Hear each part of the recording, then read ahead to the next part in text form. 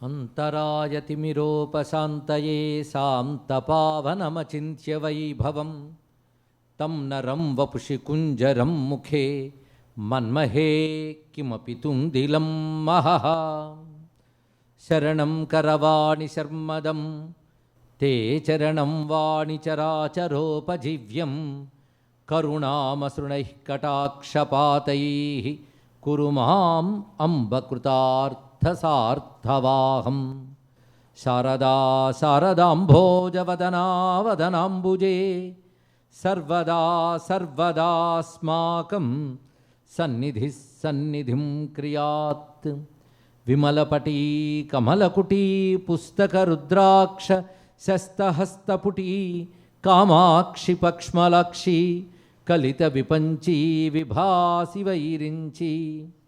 వాగర్థావివ సంపృక్తౌ వాగర్థ ప్రతిపత్తయే జగతః పితరౌ వందే పార్వతీ పరమేశ్వరౌ.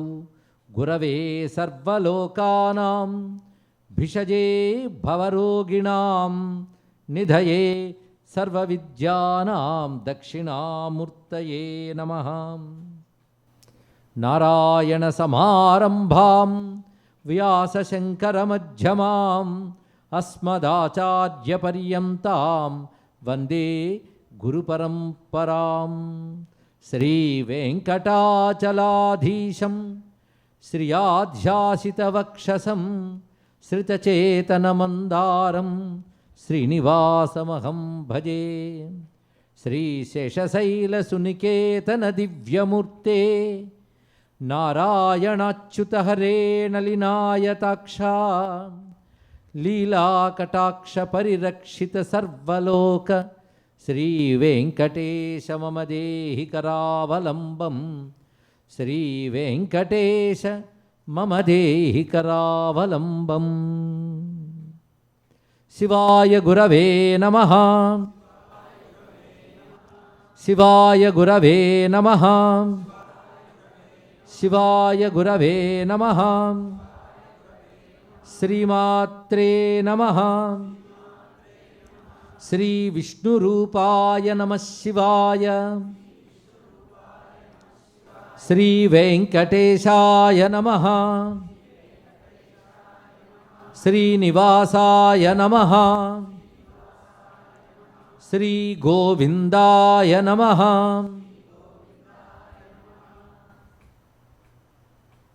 భగవన్మయమైన సభా సదస్సుకి నమస్సులు సమర్పణ చేసుకుంటూ, పరమ పావనమైన ఈ ఆలయంలో మన కోసం వెలసి అనుగ్రహిస్తున్నటువంటి అఖిలాంటుకోటి బ్రహ్మాండ నాయకుడైన శ్రీ వెంకటేశ్వర శ్రీనివాస పరబ్రహ్మమునకు నమస్కరించుకుంటూ, ఈ స్వామిని తలంచుకుంటేనే దర్శిస్తేనే అపారమైన ఆనందం కలుగుతుంది.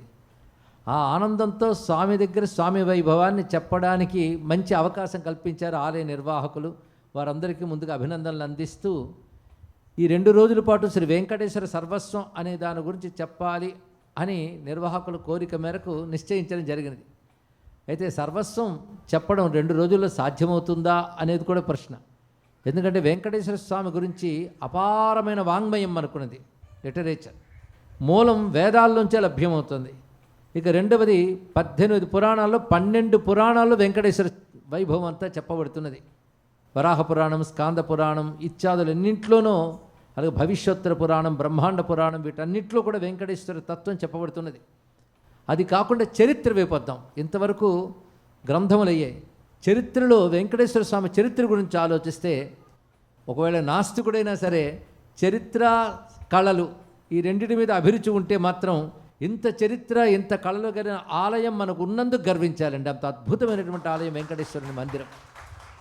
దాని చరిత్ర ఎప్పటికే అంటే కాలం వెనక్కి వెళుతున్న కొద్దీ ఆ చరిత్ర ఇంకెంత పాతదో అనిపించేటంత ప్రాచీన చరిత్ర దానికి ఉన్నది. మనకి వెంకటేశ్వర ఆలయ సముద్ధరణలో అక్కడున్న శిల్ప సంపద వీటన్ని వృద్ధి చేసి ఆలయానికి తన సమస్తమైన భక్తిని కైంకర్యంగా సమర్పించిన మహానుభావుడు శ్రీకృష్ణదేవరాయలు. ఆయన నిర్మాణం చేసినటువంటి గోపురాలు, ఆయన సమర్పించినటువంటి కానుకలు నేటికి ఉన్నాయి. కృష్ణదేవరాయలు వంటి చారిత్రక పురుషులు ఆయన సేవించుకున్న వైనం కనబడుతున్నది. అలాగే అనేక మంది భక్తులు, ఈ భక్తులు అన్ని భాషల్లో ఉన్నారు. తెలుగులో, తమిళంలో, కన్నడంలో వీటన్నిటిలో ఉన్నారు. అందులో కన్నడంలో దాస సాహిత్యం ఎంతో వెంకటేశ్వర వైభవాన్ని మనకు ఆవిష్కరిస్తూ వస్తున్నది. పురంధరదాసు మొదలైన వారందరూ కూడా అందించారు. అది కాకుండా తమిళంలో ఆళ్వార్లు రచించిన పాసురాలు మొదలుకొని ఎన్నెన్నో స్వామి వాంగ్మయాన్ని చెప్తూ ఉంటాయి. ఇక ప్రత్యేకించి సంస్కృతంలో చాలా వాంగ్మయం పురాణములు కాక బయటకు వచ్చింది కూడా చాలా ఉన్నది. ఇక తెలుగులో అయితే సముద్రం అంత వాంగ్మయం ఉందని చెప్పడానికి నేను వెనకాడను. అంత అద్భుతంగా తెలుగులో స్వామివారి యొక్క సాహిత్యం ఉంది. నిజానికి తెలుగు తమిళ విభాగాలు మనకి స్వతంత్రం వచ్చిన తర్వాత ఆ రాష్ట్ర భాగాలుగా చేసినప్పుడు భాషా ప్రయుక్త రాష్ట్రాలు చేశారు, కానీ అది తెలుగువారికి మాత్రమే సొంతం కాదు. అటు తమిళులు ఇటు కన్నడిగులు, ఆ మాటకొస్తూ ఉత్తరాది నుంచి వచ్చిన వాళ్ళు ఒకరేమిటి ప్రపంచం నలుమూలల నుంచి స్వామివారికి భక్తులు ఉన్నారు. అయితే ప్రపంచమంతటికి కేంద్రంగా ఉన్న తిరుమల మన తెలుగు రాష్ట్రాల్లో ఉండడం మనం చేసుకున్న తెలుగువారు ఒక భాగ్యం. అయితే తిరుమల అనే మాట కానీ తిరుపతి అనే మాట కానీ రెండు తెలుగుకు సంబంధించింది కాదు. తిరుపడి అనే మాట నుంచి మనకు తిరుపతి అనే వ్యవహారం వచ్చింది. పడి అంటే మెట్లు, క్రింద నుండి మెట్లు బట్టి తిరు అంటే పవిత్రమైన పడి, మల అంటే కొండ, తిరుమల అంటే పవిత్రమైన మంగళకరమైన కొండ అని అర్థం. అయితే దీనికి పురాణములు యందు చాలా పేర్లు ఉన్నాయి. ప్రసిద్ధిగా మాత్రం శేషాద్రి అని ప్రసిద్ధిగా ఉన్నది, కానీ ఇంకా చాలా చాలా పేర్లు దీనికి చెప్పబడుతున్నాయి. వెంకటాద్రి ఇత్యాది నామాలు కూడా కనబడుతున్నాయి. ఇలా చూస్తూ అసలు ఈ క్షేత్ర వైభవం ఏమిటి, స్వామి యొక్క స్వరూపం ఏమిటి, ఇవన్నీ తెలుసుకునే ప్రయత్నం చేయాలంటే 2 రోజులు అనేది అల్పమైన కాలమే. కానీ అందుకే వెంకటేశ్వర సార సర్వస్వం అని పేరు మార్చుతున్నాను నేను. సర్వస్వం అంటే మొత్తం చెప్పుకోవాలి. అలా చెప్పుకోవాలని ప్రయత్నిస్తే 9 రోజులు సంక్షేపంగా చెప్పుకున్న అవకాశం నాకు చాలా మార్లు లభించింది. అది సంక్షేపంగానే. అలాంటిది 2 రోజుల్లో సారం మనం చెప్పుకోవాలి. ఆ సారం సర్వస్వ సారం అన్నా సార సర్వస్వం అన్నా సరిపోతుంది ఇక్కడ. అందుకు ఎక్కడి నుంచి అంటే పురాణాదుల నుంచి మనం ప్రారంభించుకుంటే ఈ పర్వతం ఏమిటి, ఈ స్వామి ఏమిటి, ఈ వైభవం ఏంటో తెలుసుకోవాలి. అయితే శిలాతోరణమని ఆ తిరుమల గిరుల్లో ఒకటి ఉంది. అంటే సహజంగా నిర్మాణమైనటువంటి ఒక రాతి తోరణం కొండల్లో ఉన్నది. అంటే నేచురల్గా ఫార్మ్ అయినటువంటి ఒక తోరణం. దాని కార్బన్ టెస్ట్ చేసి చూసినప్పుడు తెలిసిన విషయం ఏంటంటే ఈ భూమి ఆరంభమైనప్పుడు ఉన్నటువంటిది ఈ పర్వతము అని రుజువు అయిందిటండి ఇక్కడ. అది చరిత్రలో ఉన్నది. ఇది ఆనందించదగ్గ విషయమే కాదు, ఆశ్చర్యం కలిగించే విషయం కూడా. ఎందుకంటే ఆ వృత్తాంతం ఇది భూమి ఆరంభంలోనే ఉన్నది అనే విషయం పురాణాల్లో చెప్పబడినది. ఇది ఆశ్చర్యం. అందుకే నాకు ఈ సమయంలో మా వివేకానంద మాట గుర్తొస్తుంది. విజ్ఞాన శాస్త్రం అభివృద్ధి చెందుతున్న కొద్దీ హిందూ మతం గొప్పతనం బయటపడుతుందన్నాడు ఆయన అక్కడ. అలా ఇంత గర్వించదగ్గ చరిత్ర మనకున్నది అని మనం తెలుసుకుంటే పిల్లలకు కూడా తెలియజేస్తాం కదా. అందుకు అటువంటి పవిత్రమైన చరిత్ర పురాణాల ఆధారంగా మనం చెప్పుకుంటూ, ఎందుకంటే భారతీయ చరిత్రకు ప్రధాన ఆధారాలు పురాణాలు. దాన్ని విస్మరించడం వల్ల మన అసలు చరిత్ర మనం తెలుసుకోలేకపోతున్నాం. అయితే ఈ భవ్యమైన ఈ పర్వతం ఎలా వచ్చింది అనే దాని గురించి ప్రస్తావన చేస్తూ, ఆదివరాహస్వామి అవతారం చాలామందికి తెలిసి ఉంటుంది. ఆయన తలంచుకుంటేనే చాలు ధన్యమవుతాం. ఎందుకంటే భాగవతంలో మాట చెప్తాడు, ఆయన పేరు యజ్ఞవరాహం కదా. యజ్ఞవరాహస్వామిని తలంచుకుంటే ఎన్నో యజ్ఞములు చేసిన ఫలితం లభిస్తుందట. ఆ యజ్ఞవరాహస్వామి అవతారం అసలు ఈ కల్పానికి పేరే ఆయన పేరు మీద ఉంది కదా, శ్వేతవరాహ కల్పం అంటారని ఇక్కడ నేను చాలామందికి చెప్పనక్కర్లేదు, తెలుసు. శ్వేతవరాహ కల్పం ఎందుకు ఆ పేరు వచ్చిందంటే ఈ భూమిని ఉద్ధరించినటువంటి వాడు ఆది యందు శ్వేతవరాహస్వామి. ఒక విధంగా అదే మొదటి అవతారం. మనం 10 అవతారాల్లో మత్స్యావతారం మొదటన్నా ఆ లెక్క కాదు, అది వేరే లెక్కలు. కానీ భాగవతాది గ్రంథముల ఆధారంగా చెప్పాలంటే మొదట వచ్చినవాడు విరాట్ పురుషుడు, సర్వ జగత్తుని తనది వ్యక్తపరిచాడు. తర్వాత వచ్చినటువంటి అవతారం వరాహావతారమే చెప్పుకోవాలి ఇక్కడ. ఆ తర్వాత కల్పాలు గడుస్తూ ఉన్న కొద్దీ ఇతర అవతారాలు చెప్తారు, కానీ ప్రస్తుతం ఉన్న కల్పానికి మాత్రం ఆది శ్వేతవరాహస్వామి. ఆయన తెల్లని రూపంలో వచ్చాడు. నారాయణుడు నీలమేఘశ్యాముడుగానే ధరించినటువంటి వరాహావతారం శ్వేతవరాహం. ఈ స్వరూపం గురించి ఇవాళ మనం చెప్పుకుని ధన్యులమవుతున్నాం. శ్రవణ మాత్రం చేతనే ధన్యతనిచ్చే గొప్ప కథ ఇది. సృష్టి ఆరంభంలో బ్రహ్మదేవుడు నారాయణుడిచ్చిన శక్తితో చతుర్దశ భువన నిర్మాణము చేశాడు. ఆయన ఆ చేసి దాని యందు ప్రజా విస్తరణ చేయాలి. తనకి పైనున్న లోకములు ఒకటి లేవు. బ్రహ్మదేవుని లోకంతో చతుర్దశ భువనాలు పూర్తయ్యాయి. ఆ తర్వాత జనోలోక తపోలోకములు ఉంటాయి. పైనుండే సత్యలోకం, కింద జన తపోలోకములు ఉంటాయి. ఆ లోకముల దివ్య సృష్టి జరిగింది. ఆ తర్వాత భూలోకం ఒకటి ఉంది. ఈ భూలోకం యందు మానవ సృష్టిని విస్తరింపజేయాలని సంకల్పించుకున్నాడు బ్రహ్మదేవుడు. దానికోసం ధ్యానం చేస్తుంటే నారాయణ అనుగ్రహం చేత బ్రహ్మదేవుని నుంచి ఒక మిథున సృష్టి జరిగింది. మొట్టమొదట వచ్చిన స్త్రీ పురుషులు వారే శతరూప స్వయంభువ మనువు అని చెప్పబడతారు. మనువు మనుపత్ని మొట్టమొదట వచ్చినటువంటి మిథునం వీళ్ళిద్దరూ కూడా. ఆ వచ్చినటువంటి వాడు తర్వాత ఏం చేయాలి నేను అని అడిగితే కొంతకాలం తపస్సు చేయని చెప్పాడు బ్రహ్మదేవుడు. ఎందుకంటే తపస్సు చేస్తేనే సరైన ఆలోచన స్ఫురిస్తుంది, చేయడానికి కావాల్సిన శక్తి అందుతుంది. కనుక మొదట చేయవలసిన తపస్సు, తర్వాత పనులు ఎన్నైనా చేయొచ్చు. తపస్సు చేయమని చెప్పాడు బ్రహ్మదేవుడు. ఆ తపస్సు అంతా చేసిన తర్వాత వచ్చి తపస్సు పూర్తయినది, ఇప్పుడు నేనేం చేయాలంటే భూమి యందు నువ్వు సంతానాలను విస్తరింపజేయాలి, వివిధ సంతానాలను, ఇది నీ బాధ్యత అన్నాడు. ఇక్కడ ఇది భూమి ఎక్కడుంది అన్నాడు ఆయన. చతుర్దశ భువనాల్లో భూమి అక్కడ పెట్టబడింది, ఇప్పుడు కనబడకుండా పోయింది. బ్రహ్మదేవుడు ఆశ్చర్యపోయాడు. ఇంతవరకు ఉన్న భూమి ఎక్కడికి వెళ్ళిపోయింది అనుకున్నాడు ఆయన. అంటే బ్రహ్మకు కూడా తెలియకుండా ఎవడో తీసేశాడు దాన్ని. ఇక్కడ వాడు ఎవడంటే అప్పటికి వచ్చిన హిరణ్యాక్షుడు అని ఒక రాక్షసుడు ఈ భూమిని అపహరించి తీసుకుపోయాడు. అది కనబడకుండా పోయింది, ఎక్కడుంచాడు కూడా తెలియలేదు. ఆ సమయంలో బ్రహ్మదేవుడు ధ్యానంలో నారాయణ శరణు వేడాడు. బ్రహ్మదేవుడికి ఒక్క తెలివి ఉందండి, ఏమీ చేత కాకపోతే భగవంతుని స్మరించడం అని తెలివి ఉంది. అది తెలుసుకోవాలి. ఇక్కడ మనకేది చేత కానప్పుడు ఆయన స్మరించాలి, అదేనా చేతనవ్వాలి కదా, తప్పకుండా ఆయన అనుగ్రహిస్తాడు. బ్రహ్మదేవుడికి మొదటి నుంచే అదే అనుభవం. అందుకే నారాయణని స్మరించాడు. ఆ స్మరణ అంటే ధ్యాన ప్రక్రియలో ఆయన యోగస్థితిలోకి వెళ్ళిపోయి ధ్యానిస్తూ ఒక్కసారి ఉచ్ఛ్వాసన పైకి తీసుకువెళ్ళి, దీనికి పూరకము అంటాం. కొంతసేపు నిలిపాడు, దాన్ని కుంభకము అంటాం. రేచకంగా గాలి వదిలేడు. అంటే భగవాన్ని ధ్యానిస్తూ ఆ పని చేయడం వల్ల ఆ నాసారంధ్రం నుంచి ఒక అనురూపముగా ఒక తేజస్సు బయటకు వచ్చింది. ఎవరా అని చూస్తూ ఉంటే అది బొట్టన వేలంతుంది, అంగుష్ఠమాత్ర పురుష అన్నట్టుగా. చూస్తూ ఉండగా అది పెరిగిపోయి పర్వతం అంత అయిపోయిందండి. అందరూ ఆశ్చర్యపోయి చూస్తున్నారు. అది వరాహ స్వరూపంగా వ్యక్తమైంది. మొట్టమొదటి వచ్చిన వరాహస్వామి ఆ విధంగా బ్రహ్మదేవుడి ధ్యానం నుంచి వచ్చి ఆకాశ పర్యంత సంవర్ధిగా అంత మహోన్నత రూపం ధరించి గోచరించగానే వెంటనే ఆ జనోలోక తపోలోక వాసులైనటువంటి దేవతలు వారందరూ ఆయన స్తుతిస్తున్నారు. బ్రహ్మదేవుడు ఆశ్చర్యపోయాడు. ఈయన నా నుండి వచ్చాడా అనుకున్నాడు. మంచి పని చేశాడు. నా నుండి అన్నాడు కానీ నా వల్ల అనలేదు. రెండుకి చాలా తేడా ఉందండి. నా వల్ల అంటే నేను తయారు చేశానన్న అహంకారం ఉంటుంది. అలా కాకుండా ఆయన ధ్యానిస్తుంటే ఆయన నుండి వచ్చాడు, త్రూ హిమ్, అందుకని నాట్ బై హిమ్. ఆయన వల్ల రాలే, ఆయన నుంచి వచ్చాడు. ఇక్కడ ఆ వచ్చిన వాడు వరాహస్వామి. ఆ స్వామికి నమస్కారం చేసుకోగానే ఎందుకు వచ్చారని వీడు చెప్పనక్కర్లేకుండా ఆయన తెలుసుకుని అప్పుడు కేవలం జలమయమై ఉన్నది. నేను వరాహస్వామి అవతారానంతటి సైన్స్తో అన్వయించి చెప్పగలను, కానీ నా సబ్జెక్ట్ వెంకటేశ్వరుడు కనుక నేను వెళ్ళట్లేదు. ఎప్పుడూ ఆ సమయం కూడా వస్తుంది మొత్తం. ఎందుకంటే ఇందాక చెప్పినట్టు సైన్స్తో ఆలోచిస్తే నిలవగలిగే ఒకే ఒక్క మతం హిందూ మతం మాత్రమే. అప్పుడు వాళ్ళు మాట్లాడిన పారిభాషిక పదాలు, ఆ టెర్మినాలజీ, వాళ్ళు చూపించినటువంటి అందులో చూపిన సింబాలిజం, ఇవన్నీ ఆలోచిస్తే తర్వాత తెలుస్తాయి. కానీ ఇప్పుడు రసవంతమైన కథ చెప్తున్నాం కనుక దాని వైపు వెళ్ళవద్దు. ఆ జలంలో లీనమైపోయింది భూమి, ఎక్కడుంది ఎవరికీ తెలియలేదు. ఆ లోపల ప్రవేశించాడు నారాయణుడు, వరాహస్వామిగా లోపల ప్రవేశించాడు. వచ్చినవాడు ఎక్కడికి వెళ్ళాడో కూడా తెలియదు. ఆయనకు తెలుసు భూమి ఎక్కడుందో. అక్కడికి తిన్నగా వెళ్ళి ఆ భూమిని ఉద్ధరించి పైకి వస్తున్నాడు. ఆ వచ్చిన స్వరూపాన్ని దేవతలందరూ చూస్తున్నారు, మనము చూద్దాం. మహావరాహో గోవింద సుషేణ కనకాంగది గుహ్యో గభీరో గహనో గుప్తశ్చక్ర గదాధర వేధస్వాంగో జితకృష్ణో దృఢ సంకర్షణోచ్యుత. ఈ నామాలు ఎందులోవి? విష్ణు సహస్రనామ స్తోత్రంలో ఉంటాయి. విష్ణు సహస్రనామ స్తోత్రంలో విష్ణువు యొక్క అన్ని అవతారాలు ఉండాలి కదా. ఇప్పుడు వరాహవతారం ఈ నామాల్లో కనబడుతుంది. అనేక నామాల్లో వరాహవతారం కనబడుతుంది. భాష్యకారులు కూడా ఆ విషయాన్ని చెప్పారు.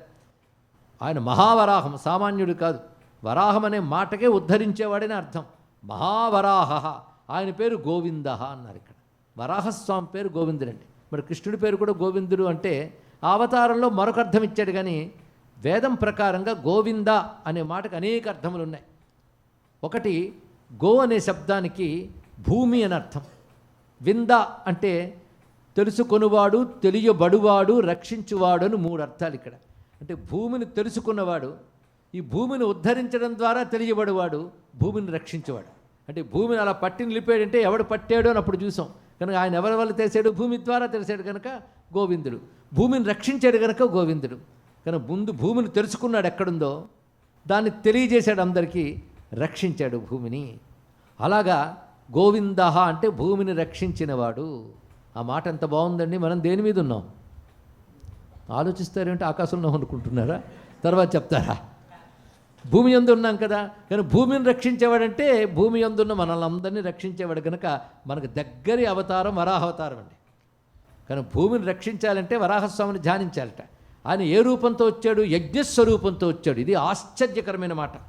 ఇప్పుడు నేను చెప్తున్నది కూడా పురాణముల యందున్న ఆధారాలు చూపిస్తూ చెప్తున్నాం. ప్రతిపేదే తదారూపం భూ సముద్ధరణోచితం ఉపాకర్మోష్ట మనల జిహ్వం ప్రణవఘోషణం చతురామ్నాయ చరణం ప్రాయశ్చిత్త ఖురాంచితం ప్రాగ్వంశకాయం విలసదర్భరోమావళియుతం అని వెంకటేశ్వర స్వామి చరిత్రను చెప్తూ పురాణంలో వరాహస్వామిని వర్ణిస్తూ చెప్పారు. ఇప్పుడు ఈజ్ ఎంబాడిమెంట్ ఆఫ్ యజ్ఞ. యజ్ఞమే రూపం ధరించినట్లుగా ఉన్నాడు. యజ్ఞంలో ఏ ఏ భాగాలు ఉంటాయో అవన్నీ స్వామి రూపంలో కనబడుతున్నాయి. నేను ఇప్పుడు వీటిని వ్యాఖ్యానించి చెప్తే ఇదే గంట పడుతుంది, కానీ క్లుప్తంగా చెప్పుకుందాం. అంటే మనకిప్పుడు యజ్ఞ విజ్ఞానం తెలియని రోజులు వచ్చేసాయి. యజ్ఞానికి కొన్ని టెర్మినాలజీలు ఉన్నాయి, ఆ పదాలన్నీ ఇక్కడ చూపిస్తున్నాడు. ఇది ఎలాంటి రూపం ధరించాయంటే భూ సముద్ధరణ ఉచితం, భూమిని ఉద్ధరించడానికి ఉచితమైన రూపం స్వీకరించట. అది విష్ణువు ఒక్కడైనా అవతారాలు ఒక్కొక్కలాగా ఉంటాయి. ఎందుకంటే ఒక్కొక్కటి ఒక్కొక్క తత్వాన్ని చెప్తాయి. రాముడున్నాడు, ధర్మతత్వాన్ని చెప్పాడు. అలాగే మత్స్యావతారం ఒక తత్వాన్ని చెప్తుంది. ఈ తత్వం దేన్ని చెప్తున్నదంటే యజ్ఞతత్వాన్ని చెప్తున్నాడు. అంటే యజ్ఞమే రూపం ధరించి వచ్చాడు. అందుకే మనకి యజ్ఞాలు ఇవన్నీ ఈ రోజుల్లో తెలియవు, కానీ యజ్ఞాలు తెలిస్తే బ్రతుకులు బాగుపడతాయి. అందుకే యజ్ఞవరాహస్వామిని నమస్కరిస్తే చాలండి, అవన్నీ తెలిసినటువంటి అనుగ్రహం మనకు లభిస్తున్నది. ఈ యజ్ఞవరాహస్వామి వర్ణన విష్ణు పురాణంలో చాలా విశేషంగా ఉన్నది. ఆదిశంకర భగవత్పాదుల వారు విష్ణు శాస్త్ర భాష్యం రాస్తూ యజ్ఞో యజ్ఞపతిర్యజ్వా యజ్ఞాంగో యజ్ఞవాహన యజ్ఞభృత్ యజ్ఞకురు యజ్ఞి యజ్ఞభుక్ యజ్ఞసాధన అనేటువంటి నామములకి భాష్యం రాస్తూ విష్ణు పురాణంలో వరాహవర్ణంతా రాశారు. ఇక్కడ ఇది యజ్ఞాంగ అన్నాడు కదా, అంగము అంటే శరీరము, యజ్ఞాంగ అంటే యజ్ఞమే శరీరముగా కలిగినవాడు. అందుకే భాగవతంలో సుఖయుగుందులు పరీక్షణ మహారాజు చెప్తూ యజ్ఞవరాహస్వామిని ధ్యానిస్తే సర్వ విధములైన యజ్ఞములు చేసిన ఫలితం లభిస్తుందయ్యా అని అవతార వైభవాన్ని చెప్పారు ఇక్కడ. అంతేకాదు భూమిని ఉద్ధరించాడు వరాహస్వామి కనుక భూమి క్షేమం కలగాలంటే వరాహస్వామి దయ ఉండాలి. ఈ రహస్యం తెలుసుకున్న వాళ్ళు విజయనగరాన్ని ఏలిన రాజులండి. మీకు తెలుసుగా, మొదట విజయనగరం ఏలిన రాజుల పేర్లు హరిహర బుక్కరాయలు. వాళ్ళకి రాజముద్ర ఉన్నది. ఆ రాజముద్ర నిర్ణయించిన వారు విద్యారణ్య మహర్షి. ఆ మాటకు వస్తే విద్యానగర సామ్రాజ్యం అని స్థాపన చేయించాడు. ఆ రాజముద్ర ఏమిటంటే వరాహం. వరాహాన్ని ముద్రగా ఎందుకు పెట్టంటే భూమిని రక్షించిన వరాహస్వామి కనుక ఆయన అనుగ్రహం ఉంటే రాజ్యపాలన చక్కగా చేయగలరన్న ఉద్దేశంతో యజ్ఞతత్వాన్ని చూపించాడు. ఇందులో మరొక మర్మం ఉంది.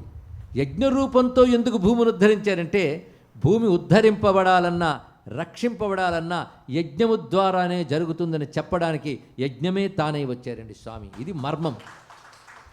ఆ యజ్ఞములో ఏవేవి ఉంటాయో అవన్నీ చూపిస్తున్నాడు ఇక్కడ.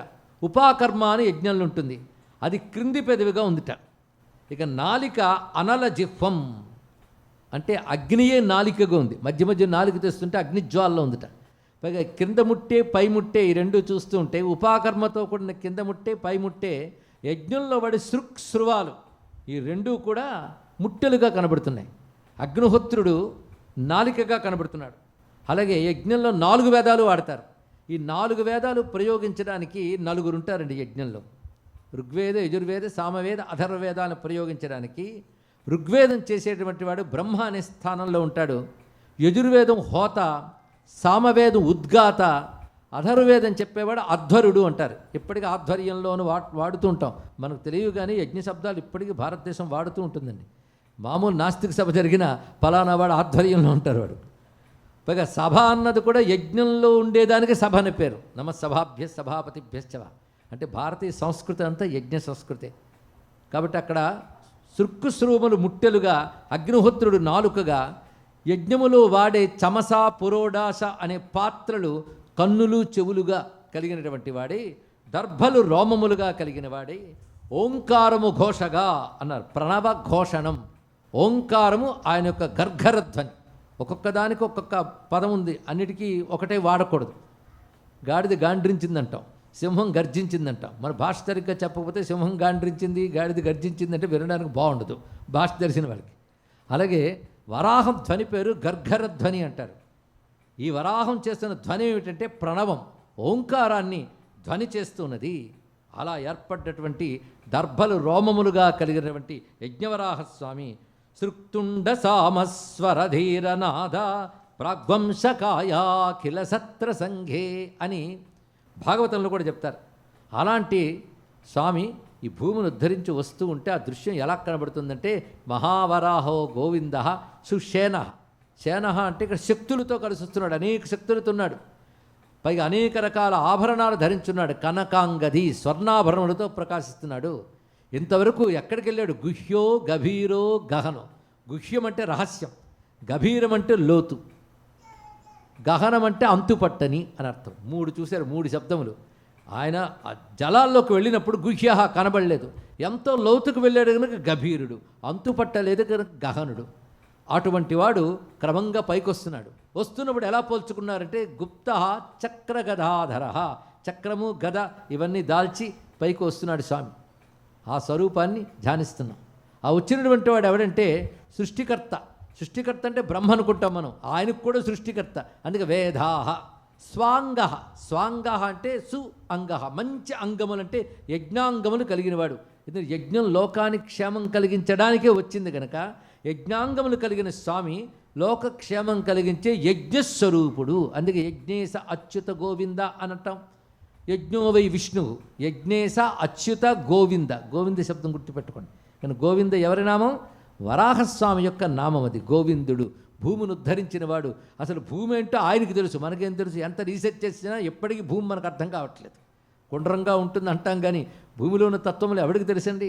పరమాత్మకు తప్ప సృష్టి రహస్యాలు ఎవరికి తెలుస్తాయి? ఇన్నాళ్ళకి పక్కనున్న అంగారక గ్రహం మీద వ్యూ ఫైండర్ పంపడానికి కొన్ని శతాబ్దాలు పట్టింది మనకి. అది కొంత మట్టి మశానం తెలుసుకోవడానికే. మొత్తం తెలుసుకోవాలంటే ఎవరికి తెలుసు? విశ్వమంతా నిర్వహిస్తున్న విష్ణువుకి తెలియాలి. అందుకే ఆ మహానుభావుడు భూమిని ఉద్ధరిస్తూ వచ్చినటువంటి స్వరూపం. వేదాస్వాంగో అజిత కృష్ణ. అజిత అని ఆయనకు పేరు. అజిత అంటే ఆయన ఎవరు ఓడించలేరు. అందుకే వస్తున్నప్పుడు ఆ భూమిని తెస్తున్న వైనం చూడాలంటే దాన్ని దాచిపెట్టినవాడు హిరణ్యాక్షుడు. దాచిపెట్టి రాక్షసులను కాపలాగా పెట్టాడు. పెట్టి ఎవరితో నేను యుద్ధం చేయాలని బయలుదేరాడు ఆయన. కొందరికి అంతే తీరిగ్గా ఉంటూ ఊసిపోతూ వీడిని గిల్లి వాడిని గిల్లి, వాడు 10 తిడితే వీడు 100 తిట్టి అమ్మయ్య అని అప్పుడు అనుకుంటారు ఇక్కడ. కనుక వాడు బయలుదేరి ఎవరితో నేను యుద్ధం చేయాలని బయలుదేరి అప్పుడు బాగా చూశాడు. అప్పుడు డామినేషన్ వాటర్, నీరు తప్ప మరేమీ కనిపించట్లేదు. అంటే వరుణుడు గట్టివాడు అనుకుని ఆ వరుణుడితో యుద్ధం చేయడానికి సిద్ధపడ్డాడు ఆయన.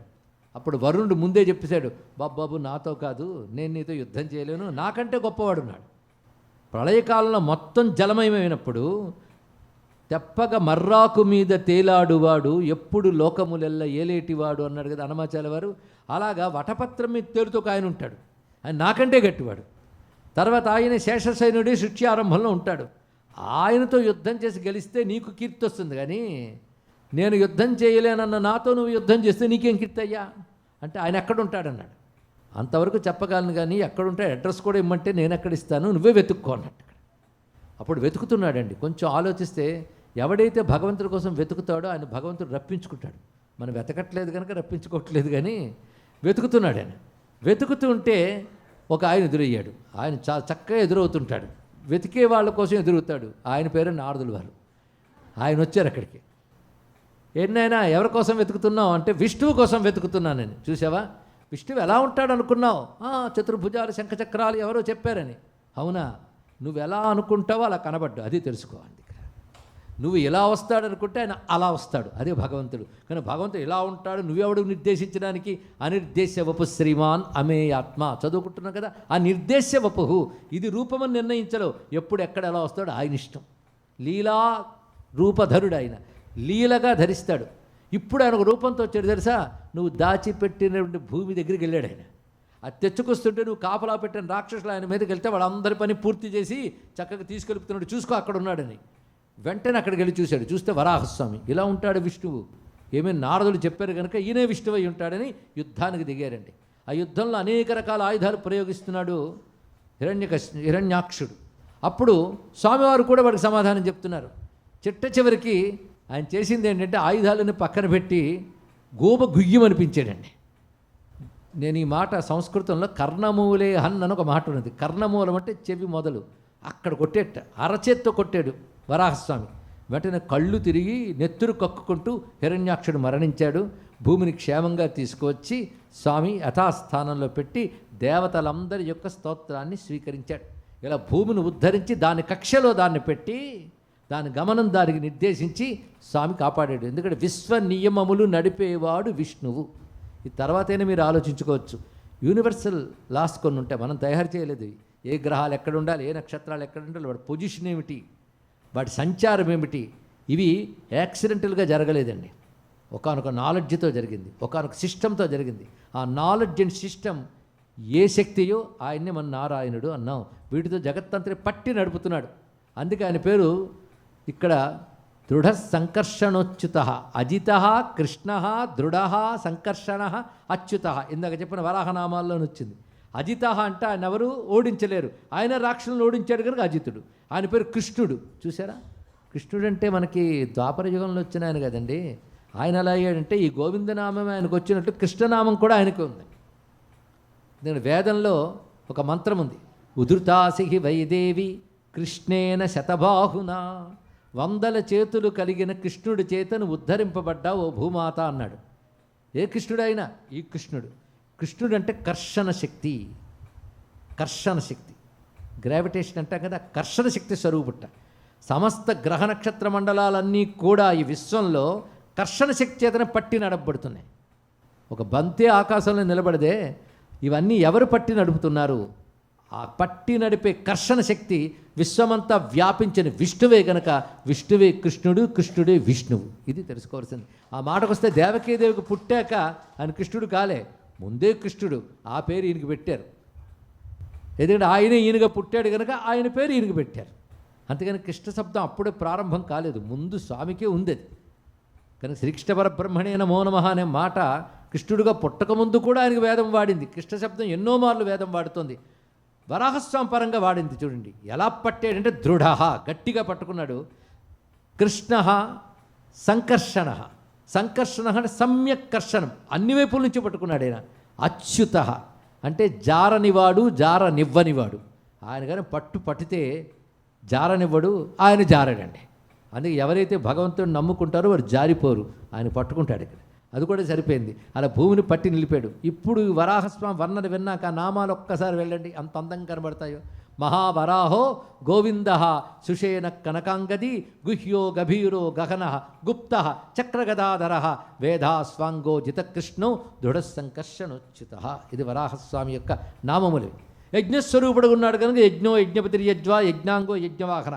కానీ యజ్ఞస్వరూపుడైనటువంటి ఆ స్వామి ఆదిగా వచ్చాడు కనుక ఆది వరాహం అని పేరు. యజ్ఞస్వరూపుడు కనుక యజ్ఞవరాహం అని పేరు. తెల్లగా ఉన్నాడు కనుక శ్వేతవరాహం అని పేరు. ఇన్ని పేర్లతో వచ్చి భూమిని ఉద్ధరించి ఒక సిస్టమ్ పెట్టి మళ్ళీ తాను అంతర్ధానమైపోయాడు. భగవంతుడు అంతర్ధానమయ్యాడంటే అర్థం అంటే ఎక్కడి నుంచో వచ్చి ఎక్కడికో వెళ్ళాడు కాదు. సర్వవ్యాపకుడైన విష్ణువు ఒక రూపంతో వచ్చి పనిచేసి మళ్ళీ సర్వవ్యాపక తత్వంగా లీనమయ్యాడు అని చెప్పడమే అంతర్ధానం అనే మాటకున్న అంతరార్థం. ఈ విధంగా చేసిన తర్వాత అప్పుడు భూదేవి ఒకసారి అనుకుందిట. భూదేవి అంటే మనం చూస్తున్న ప్రకృతిలో ప్రతిదానికో దేవతాశక్తి ఉంటుంది. సముద్రానికో దేవత ఉంటుంది, దాన్ని సముద్రుడు అంటాం, అది పుంలింగం, ఆ దేవత పేరు.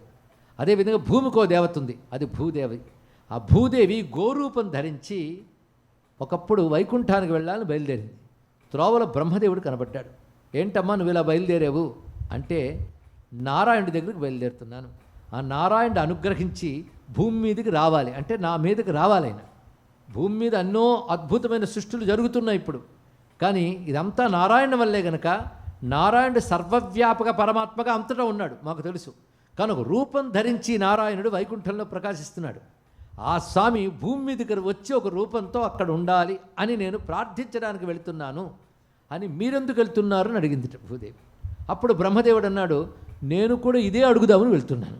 ఎంత భూమిని ఉద్ధరించేవి కదా, ఒక్కసారి ఏదో ఒక గొప్ప రూపంతో వెళ్ళి ఆ భూమి యందు ప్రజలను అనుగ్రహించవచ్చు కదా అని అడుగుదామని వెళ్తున్నానంటే ఇద్దరికీ ఈ కోరిక పుట్టిందంటే ఆశ్చర్యంగా ఉంది. అంటే ఈ ఇద్దరికి కోరిక పుట్టించిన వాడు లోపల ఉన్నాడు. ఆయన వద్దకు వెళ్ళి ప్రార్థన చేశారు. అప్పుడు సరే భూమి మీదకి వస్తాను, కానీ నేను రావాలంటే నాకు అనువైనటువంటి చోటు ఉండాలి కదా, మరి ఆ చోటు ఏది అని వీళ్ళు చర్చ చేస్తూ ఉంటే స్వామికి ఎప్పుడు సేవ చేసుకునేవాడు కూడా ఉన్నాడు అక్కడ, ఆదిశేషుడు. స్వామికి పర్యంకంగా ఉంటాడు, అనేక విధాల సేవ చేసుకుంటాడు. ఆదిశేషు అంటున్నాడు, స్వామి నేను భూమి మీదకి వెళతాను, ఎలాగంటే అనంతోహం మహాదేవ స్థాస్యామి గిరిరూపధృక్ భవతా రమయాసార్థం మమ సానుషు రమ్యతాం. నేను ఇప్పుడు చెప్పిన మాట బ్రహ్మాండ పురాణంలోది. ఇలాగ వరాహ పురాణం నుంచుకొని బ్రహ్మాండ పురాణం అన్నిట్లోంచి.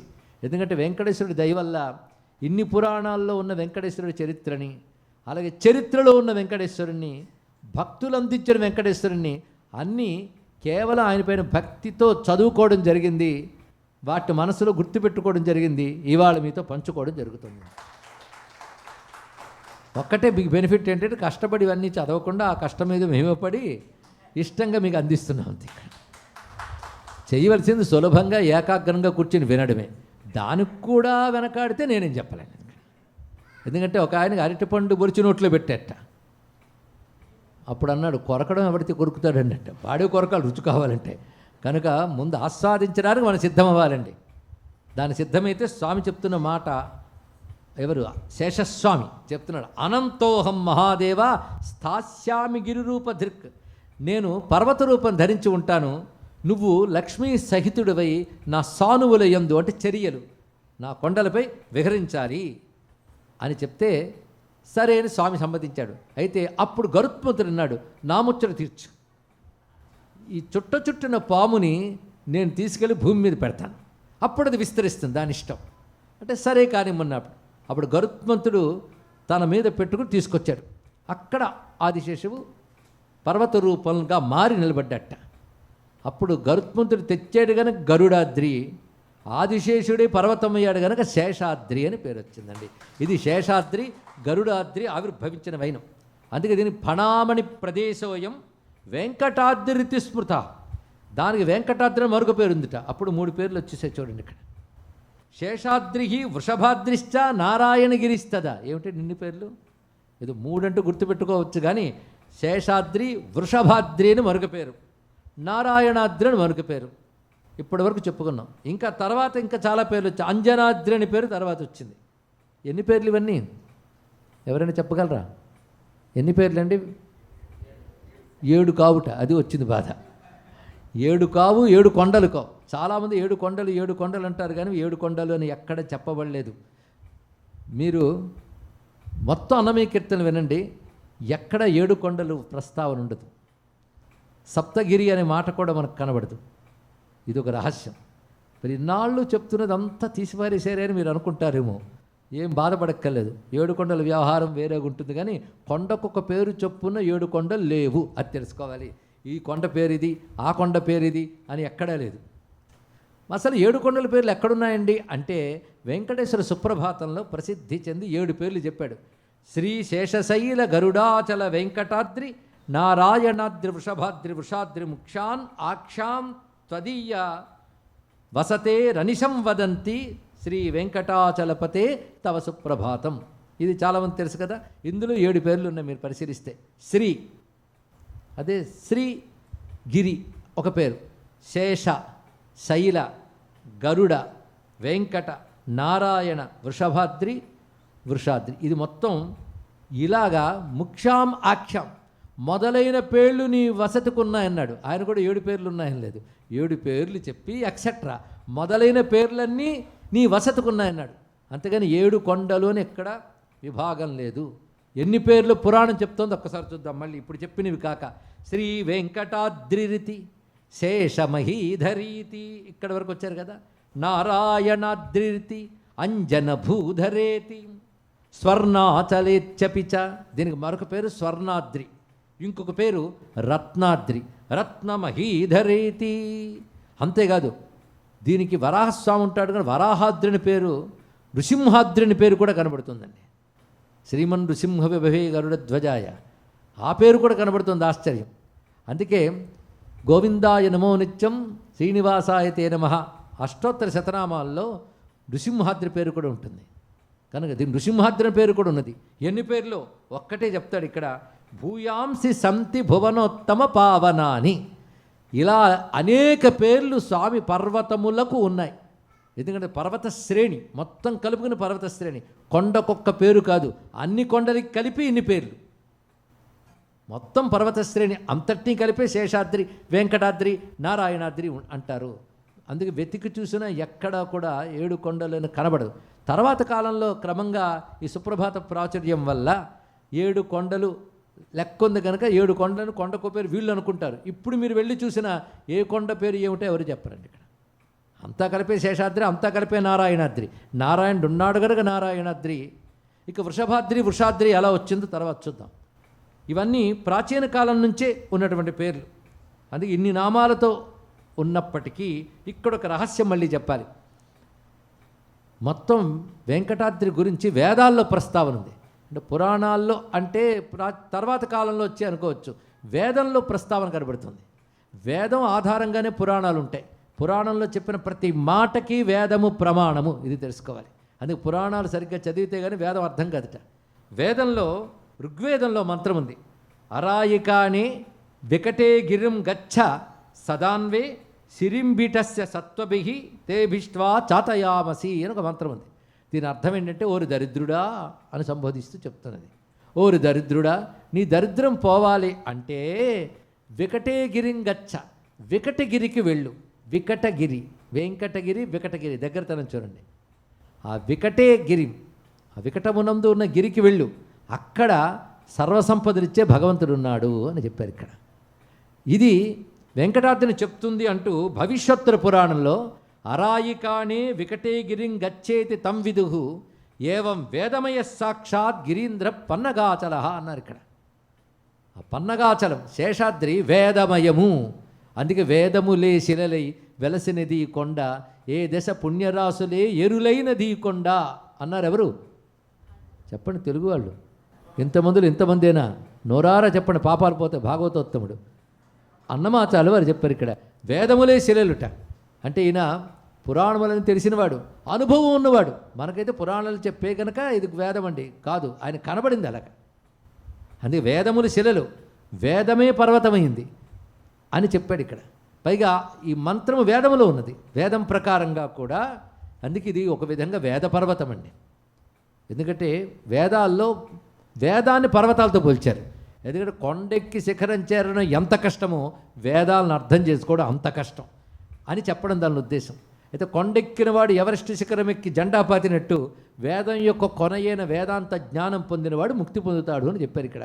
కానీ వేదం అనే పర్వతాలపై ఎవడు విహరిస్తున్నాడో ఆయన ఈ పర్వతాల మీదకి వచ్చాడు కనుక ఈ పర్వతము వేదమే.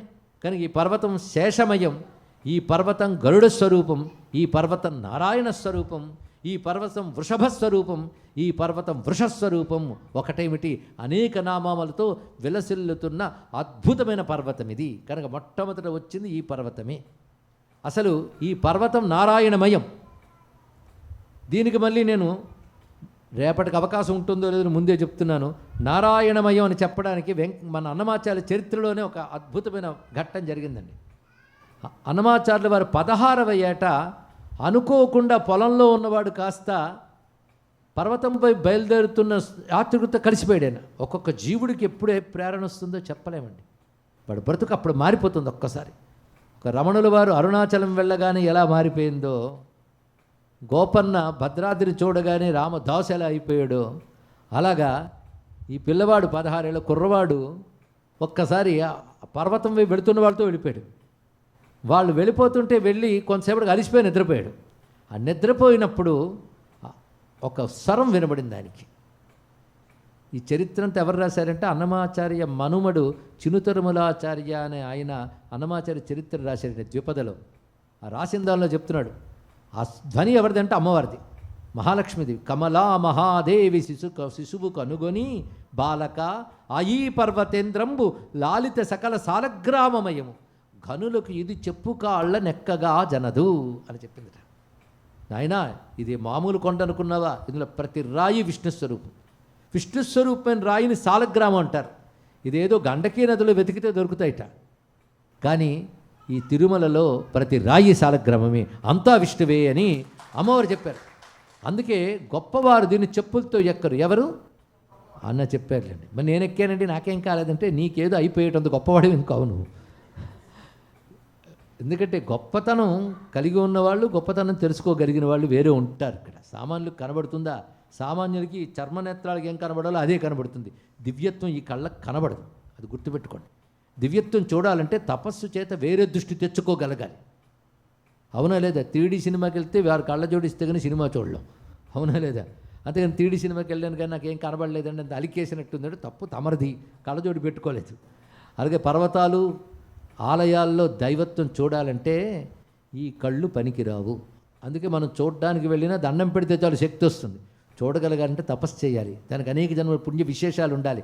అలా ఉన్న ఒక మహాత్ముడు ఒక పిల్లవాడుగా పుట్టినట్టు వాడు, ఆయనకు యోగం ఇప్పుడు వచ్చిందండి. లేకపోతే అమ్మవారు చెప్పడం ఏంటి? ఇంకా మనం కూడా చెప్పుకోవాల్సిన ఇక్కడ కాసేపు పడుకుంటే అమ్మవారు ఎందుకు చెప్తారామో అనుకుంటే ఏమీ లాభం లేదు. ఇక్కడ అతనికి వినపడింది, ఘనులకు ఇది చెప్పు కాళ్ళ ఎక్కగా జనదు అని చెప్పిన వెంటనే ఆ చెప్పులు తీసేసి ఒక్కసారి చూడగానే ఆశ్చర్యం ఏంటంటే మొత్తం పర్వతమంతా ఆ రమానారాయణాకృతి కలిగి లక్ష్మీనారసింహ రామకృష్ణాది మూర్తులన్నీ ఒక్క మొత్తమైనట్లు. ఆ సాలగ్రామాలన్నీ ఒక్కొక్క సాలగ్రామం, కొన్ని సాలగ్రామాలు విష్ణువు, కొన్ని సాలగ్రామాలు కృష్ణుడు, కొన్ని సాలగ్రామాలు నృసింహ సాలగ్రామాలు, కొన్ని రామ సాలగ్రామాలు, ఇన్ని రకాల సాలగ్రామాలు ఉంటాయి. అదొక శాస్త్రం అండి, సాలగ్రామ శాస్త్రం ఉంటుంది. ఏ సాలగ్రామం చూస్తే ఏ దేవతో చెప్పగలగక శాస్త్రమే మనకుంది. అవన్నీ ఇక్కడ ఉన్నాయి. అందుకే నారాయణుని ఎన్నెన్ని మూర్తులు ఉన్నాయో అన్నీ కనబడ్డాయి ఆయనకి. వెంటనే ఆశ్చర్యచకితుడి నమస్కారం చేస్తూ, ఇది మామూలు కొండ కాదు. అప్పుడు అంటాడు, హరివాసము ఇది, అదివో అల్లదివో శ్రీ హరివాసము. ఆయన ఏ ఫీల్తో చెప్పాడో చూసుకోండి. అది అదిగో చూసారా ఆ కొండ ఎంత బాగుందో, ఈ రాయి చూసారా ఎంత బాగుందో అని రాయలేదైనా. 10,000 శేషుల పడగలమయము, అదివో బ్రహ్మాదులకు అపురూపము, ఇది బ్రహ్మాది దేవతలు కూడా ఆశ్రయించిన దివ్య పర్వతము అని చెప్పాడు. అందుకే ఆ పర్వతం మొత్తం నారాయణ స్వరూపమే. అందుకే కొండ మీద దేవుడు అనకుండా కొండయే దేవుడని తెలుసుకోవాలి మనకి. పర్వతమే వెంకట స్వరూపమే ఆయన, అటువంటి దివ్యమైన పర్వతము. ఈ పర్వతం గురించి ఎన్ని చోట్ల చెప్పబడుతోంది అంటే ఆదిత్య పురాణం ఉపపురాణంలో ఒక మాట ఉన్నది, వేదేషు చ పురాణేషు వెంకటేశ కథామృతం వర్ణితంచ ఇతిహాసేషు భారతాద్యాగమేషు చ. దీని గురించి ఎక్కడెక్కడ చెప్పారంటే వేదముల్లో ఉంది, పురాణముల యందుంది, పురాణమునందు కాదు పురాణముల యందుంది, అదేవిధంగా ఇతిహాసముల యందుంది అన్నాడు. ఇతిహాసం అంటే మహాభారతం. మహాభారతంలో వెంకటాద్రి గురించి ప్రస్తావన ఉంది. బలరాముడు తీర్థయాత్రలన్నీ చేసి ఏ ఏ తీర్థాలు తిరిగి వచ్చాననేది కృష్ణుడికి పాండవులకి చెప్తాడు. మహాభారతంలో శల్యపర్వంలో వస్తుంది. అక్కడ వర్ణిస్తాడు ఈ పర్వతం గురించి, నేను చూశాను అని. అంటే అప్పటికే అది ప్రసిద్ధి చెంది ఉన్నది అని చెప్తున్నారు. ఇలా వేదాల్లో ఏముందో చెప్పుకున్నాం, పురాణాల్లో చెప్పుకున్నాం, ఇతిహాసాల్లో ఉన్నది. అయితే ఒక్క గొప్ప గర్వించదగ్గ విషయం ఏంటంటే మొత్తం ఈ క్షేత్రం గురించి అపూర్వమైనటువంటి సాహిత్యం ఇచ్చిన వారు అన్నమాచార్యుల వారండి. ఆయన రచన వెంకటేశ్వర సర్వస్వం. ఎన్ని కీర్తనలు రచించాడు? 32,000 కీర్తనలు రచించాడు. ఆ మాట కూడా వాళ్ళ మనవడే చెప్పాడు, పరమ మంత్రములు 32,000 అన్నాడు. ఒక్కొక్క కీర్తన ఒక్కొక్క మంత్రం. అలాంటి కీర్తనలు రచించాడు మహానుభావుడు. ఒక్కసారి అలాంటి జీనియస్ గురించి ఆలోచిస్తే ఆశ్చర్యం కలుగుతుంది. మీ పిల్లలకి చెప్పండి, అలాంటి జీనియస్ వరల్డ్లో లేడని చెప్పండి, ఇందులో సందేహమే లేదు. ఒక్క కవి ఒక్క దేవుడిపై 32,000 కీర్తనలు రాశాడండి. పైగా రాసింది రాసినట్టు రాశాడు. ఇక్కడ రాసింది రాసినట్టు రాయకుండా రాశాడు. అంత వెర్సటైల్. శృంగార కీర్తనలు, ఆధ్యాత్మిక కీర్తనలు 2 రాశాడు. ఒక్క దశావతారాల మీదే ఎన్ని కీర్తనలు రచించాడు. వర్ణించింది వర్ణించినట్టు వర్ణించకుండా వర్ణించాడు. ఇక్కడ అంత అద్భుతంగా చేశాడు. ఆ భాష, తెలుగు బతకాలంటే అన్నమయ్య పాటలు బతికితే చాలు, తెలుగు బతుకుతాయి. ఒకరు అన్నారు, ఏమండి తెలుగు భాష బతుకుతుందండి అని. ఇప్పటికి అన్నమయ్య పాటలు పాడుతున్నారు కనుక పిల్లలు కూడా పాడుతున్నారు కనుక తెలుగు భాష బతుకుతుంది. అందుకే తెలుగు భాషని యూనివర్సిటీలు, రాజకీయ నాయకులు బ్రతికించలేరు. ఎందుకంటే వాళ్ళు బ్రతికించే దృష్టి లేదు, ఆ ఓపిక లేదు, ఆ శ్రద్ధ లేదు. వాగ్గేయకారుల సాహిత్యం బ్రతికిస్తుంది, అది పాడుతున్న మనం బ్రతికిస్తాం. తెలుసుకోండి, ఇక్కడ ఒక త్యాగయ్య, ఒక అన్నమయ్య, ఇలాంటి మహానుభావుల వల్ల భాష బ్రతుకుతుంది. భారతదేశంలో ప్రతి భాషలోనూ ఇలాంటి మహాత్ములు ఉన్నారు, వాగ్గేయకారులు ఉన్నారు, వారి వల్ల బతుకుతోందండి. అందుకే భక్తి మిగిలితే భాష మిగులుతుంది, సంస్కృతి మిగులుతుంది, దేశం మిగులుతుంది. గుర్తుపెట్టుకోండి, దైవభక్తి ఉన్న వాడికి దేశభక్తి ఉండి తీరుతుంది. అందుకే ఈ దైవభక్తితో డీలింక్ అయిపోయిన వాడు దేశాన్ని ముక్కలు చేయడానికి చూస్తూ ఉంటాడు. ఇప్పటికే కొన్ని ముక్కలు చేశారు, ఇంకా ముక్కలు చేయడం సిద్ధంగా ఉన్నటువంటి వారు అందరూ కూడా ఈ ధర్మం నుంచి తెగిపోయిన వారేని గుర్తుపెట్టుకుని హిందూ ధర్మం బాగుంటేనే భారతదేశం బాగుంటుందన్న విషయం మరొకసారి జ్ఞాపకం చేసుకుంటూ ఎక్కడికి పోతాం? హిందూ మతానికి భారతదేశం పుట్టినిల్లు.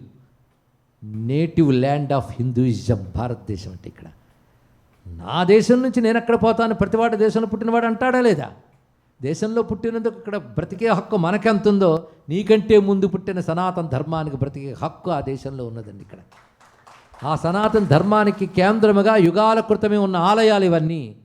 ఆ ప్రైడ్ మీ పిల్లలకు కలిగించండి. అందుకే భారతదేశం లాంటి దేశం లేదు, అక్కడున్న క్షేత్రాల లాంటి ఉత్తమ చరిత్ర ఇంకెక్కడా లేదు.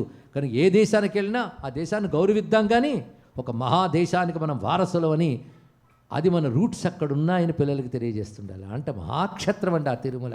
ఎంత చరిత్ర! ఈ మహానుభావుడు ఎంత సాహిత్యాన్ని ఇచ్చాడు, సముద్రమంత సాహిత్యాన్ని ఇచ్చాడే. ఇంకా దాస సాహిత్యం అన్ని వెతికితే ఇంకా చాలా చాలా వస్తాయి, కానీ హనుమాచాల గురించి చెప్పుకుంటున్నాం కనుక ఆ మహానుభావుడు అలా దర్శించి అక్కడి నుంచి వెంకటేశ్వరుడు అంకితమైపోయి, ఒక్క మహానుభావుడు అదే స్వామి చుట్టూ ఎన్ని కీర్తనలు రచించాడో. కొన్ని కీర్తనలు చూస్తే అనురక్తి కనబడుతుంది, ప్రేమ కనబడుతుంది. కొన్ని కీర్తనలు చూస్తే ప్రపంచం మీద వైరాగ్యం కలుగుతుంది. ఈ విరక్తికి అనురక్తికి కూడా వెంకటేశ్వర భక్తే కేంద్ర బిందువుగా ఉన్నది. వెంకటేశ్వరుడే ఆధారంగా ఉన్నాడు. ఒక్క స్వామిని చుట్టుకుని ఎంత సాహిత్యం ఇచ్చారని మహానుభావుడు. అందుకే బాగా గుర్తుపెట్టుకోండి, మన ఆలయాలంటే ఏదో రిలీజియస్ సెంటర్స్ అనే భావం మీకుంటే తుడిచిపెట్టేయండి. అది మన హిస్టరీకి ఆధారం, మన కల్చర్కి ఆధారం. అందుకే వెంకటేశ్వరుని ఆధారం చేసుకుని సాహిత్యం ఇంత పుట్టింది, సంగీతం ఎంతో పుట్టింది. వాగ్గేయకాలంటే సంగీతమే కదా, ఎంత సంగీతం ఉందండి. మా త్యాగరాజ స్వామి వారు కూడా తెర తీయగరాదా అనలేదా? వెంకటేశ నిన్ను చూడ 10,000 కనులు కావలేనయ్యా అన్నాడు మరొక కీర్తనలో. కానీ సంగీతం. ఇక శిల్పమా, వెంకటేశ్వర క్షేత్రాన్ని ఆధారం చేసుకుని ఎంత శిల్ప సంపద ఆ కుడ్యములపై, విమానములపై, అంటే గోపురాలపై, వాటిపై విస్తరించి ఉందో చూస్తే ఆశ్చర్యపోతాం మనం. ఎప్పుడు అంత వేగం దర్శనమైపోతుందా? ఏ పొలిటికల్ లీడర్ని పట్టుకుని వెళ్ళిపోయి వచ్చేస్తామా అని అనుకుంటామే, కానీ ముందు చుట్టూ పరిశీలిస్తే ఎంత ఉందండి. అంత చక్కగా పరిశీలిస్తే స్వామి లోపలికి పిలిచి మంచి దర్శనం ఇస్తాడు, అందులో సందేహం లేదు. ఇక్కడ అంత అందమైన శిల్పం ఉంది. ఇక మూడవది చెప్పుకోవాలంటే దాన్ని బేస్ చేసుకుని హిస్టరీని చూస్తే కృష్ణదేవరాయలు లాంటి వాళ్ళు అక్కడ నిర్మాణం చేసినవి, వాళ్ళు ఇచ్చిన కానుకలు ఎన్నున్నాయో కనుక ఇటు చరిత్రకి, ఇటు సంస్కృతికి కూడా ఆధారం అండి. ఎప్పుడైనా హిస్టరీ అంటే ఏమిటి? ఒక కల్చర్, అంతే కదా. అలాగే హెరిటేజ్, మన హెరిటేజ్, మన కల్చర్, వీటన్నిటికీ కేంద్రములు మన గుళ్ళు. ఇది తెలుసుకోండి. అంతేగాని ఇతరుల ప్రేయర్ సెంటర్స్ లాంటివి కావు.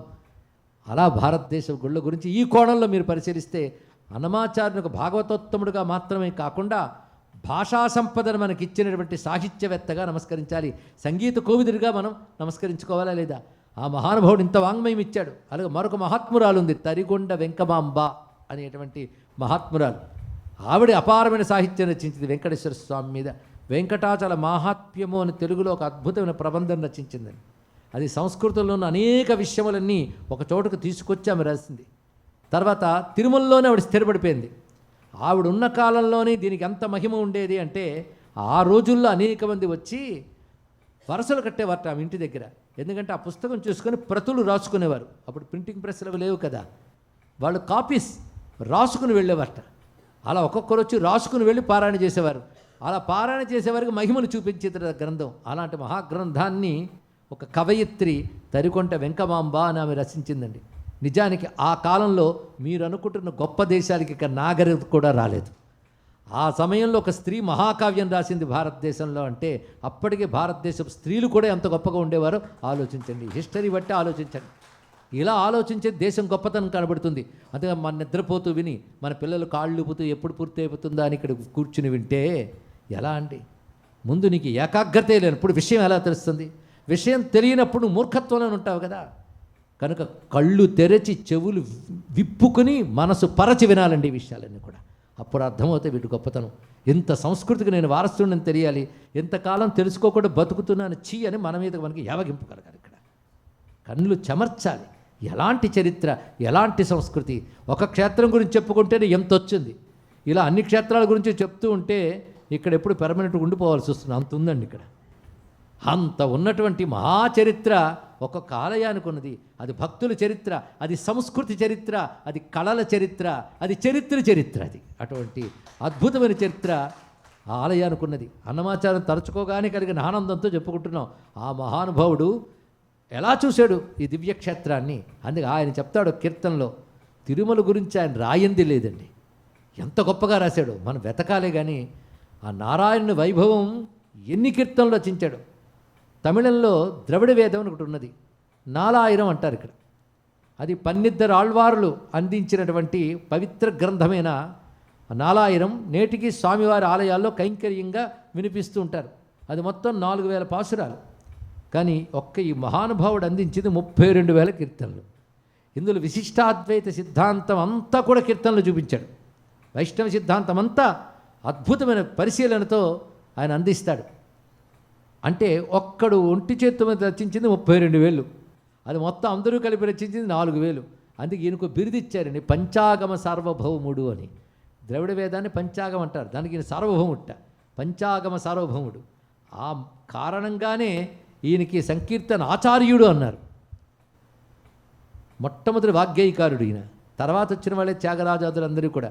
కనుక జయదేవుడు తర్వాత మొట్టమొదటి వాగ్గేయకారుడు అనమాచారుల వారు అని చరిత్ర కూడా నిర్ణయించిందండి. దీన్ని బట్టి మన తెలుగువారుగా ఎంత ఆనందించాలి. పద సాహిత్యం అనేది ఇచ్చినవాడు ఆయన. అందుకే పదకవిత పితామహుడు అని కూడా చెప్పబడుతున్నాడు. ఆ మహానుభావుడు ఒక కీర్తన తీసుకున్నాను ఇక్కడ, అందుకు చెప్తున్నాను. శ్రీ వెంకటేశుడు శ్రీపతియునితడే, పావనపు వైకుంఠపతియునితడే, భాగవతములో చెప్పే బలరామ తీర్థయాత్ర. అంటే భాగవతంలో భారతంలో కూడా 2 కలిపి ఇక్కడ చెప్పాడు ఆయన. భాగవతములో చెప్పే బలరాము తీర్థయాత్ర, ఆగమోక్తమైన దైవ మాతడీతడే. ఆగములంటే ఉపాసనా శాస్త్రములు, వాటిలో చెప్పబడ్డ నారాయణుడు ఇతడే. బాగుగా బ్రహ్మాండ పురాణ పద్ధతి ఆతడీతడే, యోగమై వామన పురాణోక్త దైవమీతడే. అంటే వెంకటేశ్వర కథకి సోర్సెస్ అన్నీ ఒక కీర్తనలు పెట్టి చూపిస్తున్నాడు చూడండి. దీని ఆధారంగా వెతుక్కోవచ్చు. వెలయ సప్త ఋషులు వెదకి ప్రదక్షిణములు అలరచేసిన దేవుడు ఆతడీతడే, నెలవై కోనేటి పొంత నిత్యము కుమారస్వామి కలిమి తపము చేసి కన్న దేవుడితడే. అక్కడ స్వామి పుష్కరిణి తీరంలో స్వామినాథుడైన సుబ్రహ్మణ్యుడు తపస్సు చేసి వెంకటేశ్వర స్వామిని చూశాడు. ఎక్కువై బ్రహ్మాదులు నెప్పుడు ఇంద్రాదులు తక్కక కొలిచియున్న తత్వమీతడే, చక్క నారదాదుల సంకీర్తనకు చొక్కి నిక్కిన శ్రీ వెంకటేశ నిలయుడు ఇతడే అంటూ ఒక అద్భుతమైన కీర్తనలో వెంకటాద్రి వైభవాన్ని అంత చక్కగా కీర్తించాడు మహానుభావుడు. ఇలాంటి ఆ వెంకటాద్రికి పేర్ల గురించి ఆలోచిద్దాం. వృషాద్రి, వృషభాద్రి ఇలాగా చెప్పబడుతూ అనేక పేర్లు ఉన్నాయి. కానీ ఒక్కొక్క కాలంలో ఒక్కొక్క పేరు పాపులర్ అవుతుంది అని చెప్తుంది పురాణం. కృతౌ వృషాద్రిం వక్ష్యంతి. కృతయుగంలో దీని పేరు వృషాద్రి, వృషభాద్రి అని ప్రసిద్ధి. త్రేతాయాం అంజనాచలం, త్రేతాయుగంలో అంజనాద్రి అని పేరు. ద్వాపరే శేషశైలై, ద్వాపర యుగంలో వాళ్ళందరూ శేషాద్రి అనేవారు. కలౌ శ్రీ వెంకటాచల, కలియుగంలో శ్రీ వెంకటాచలం అని పేరు ఉంటుంది. అంటే పాపులర్, ఒకటే పేరు కాదు, అన్ని పేర్లున్నా ఆ యుగంలో ఆ పేరు ఎక్కువ ప్రసిద్ధిగా ఉంటుంది. ఇప్పుడు వృషాద్రి, వృషభాద్రి అనే మాట తీసుకుందాం. వృషము అంటే ధర్మము అని అర్థం. ఇక్కడ వేదంలో వృషోహి భగవాన్ ధర్మ అని వృషము అంటే ధర్మం అని అర్థం చెప్పారు. అంటే అర్థం వర్షించున్నది వృషం. అంటే ధర్మం ఏం చేస్తుంది, నువ్వు పాటిస్తే నీకేం కావాలో అది కురిపిస్తుంది. అందుకే ధర్మానికి వృషం అని పేరు వచ్చింది. ధర్మం ఎక్కడుంటుందో దైవం అక్కడ ఉంటాడు, ధర్మం పైనే దైవం ఉంటాడు. కనుకే ఈ పర్వతమంతా ధర్మస్వరూపం కనుక దీనికి వృషాద్రి అని పేరు. కృతయుగంలో వృషాద్రి అన్నారు ఎందుకో మీకే తెలిసిపోయి ఉంటుంది. కృతయుగంలో ధర్మం పరిపూర్ణంగా ఉంటుంది కనుక అప్పుడు వాళ్ళకి ధర్మమే కనబడుతుంది కనుక దీనికి ధర్మాద్రి, వృషాద్రి అని పేరు. ఆ యుగంలోనే మరొక పేరు కూడా వచ్చింది, వృషభాద్రి అని మరొక పేరు వచ్చింది.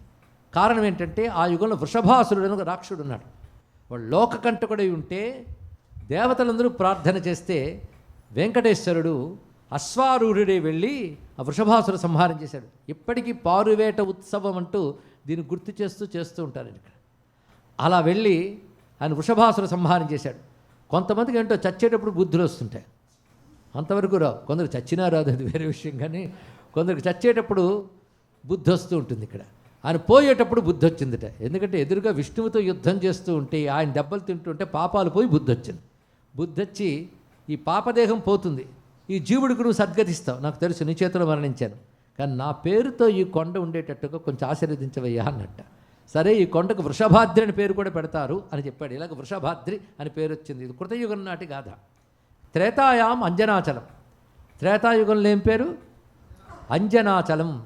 అంజన అనే పేరుకి త్రేతాయుగంలో ఆ పేరుతో ప్రసిద్ధి చెందుతుందని అర్థం, కానీ ఆ యుగంలో ఆ పేరు వస్తుందని అర్థం కాదు. దీనికి రమ్యమైన చిన్న కథ తెలుసుకోవాలి. అంజనాదేవి చాలామందికి తెలుసు కదండి. ఎవరు? ఆంజనేయుడు అమ్మ. కేసరి అనే మహావీరుడి యొక్క పత్ని. ఆవిడ సత్సంతానార్థి అయి భర్త అనుమతితో తపస్సు చేస్తుంది. ఆవిడ అసలు పుంజిక స్థలాన్ని అప్సరస. నారాయణుడు రాముడై అవతరించబోతూ ఉంటే దేవతలందరూ ఆయన కోసం వానల విల్లుగా రావాలి. అందుకోసం వాళ్ళు దేవతలు సామాన్యుల గర్భాల్లోంచి రారు. అందుకే అప్సర స్త్రీలు వానరకాంతలకు వచ్చారు. అదొక అద్భుతమైన రహస్యం అండి ఇక్కడ. అందులో పుంజిక స్థల ఈవిడ తపస్సు చేసింది. ఎందుకంటే ఇప్పుడు రావాల్సిన వాడు చాలా గట్టివాడు. అందుకే తపస్సు చేసినప్పుడు రుద్రతేజం వాయువు ద్వారా ఆ తల్లి గర్భంలో ప్రవేశించింది. ఎక్కడ అంజనాదేవి తపస్సు చేసిందో ఆ పర్వతం ఇది కనుక, ఈ పర్వతంపై తపస్సు చేసింది కనుక అంజనాద్రి. అంటే ఈ పర్వతం మీద హనుమంతుడు ఆవిర్భవించాడు అని కూడా చెప్తున్నారు. హనుమంతుడు జన్మించిన పర్వతమే ఈ పర్వతం. కానీ అంజనాద్రి అని పేరు వచ్చింది త్రేతాయుగంలో. పేరు ప్రసిద్ధి అయింది, అంతకు ముందుంది. ఏదో ఉందండి ఇలా తిరకాసు. అంజనాదేవి తపస్సు వల్ల అంజనాచలం వచ్చిందంటే సంతృప్తి పడ్డారేమో. ఇంకా వెనక్కి వెళదాం.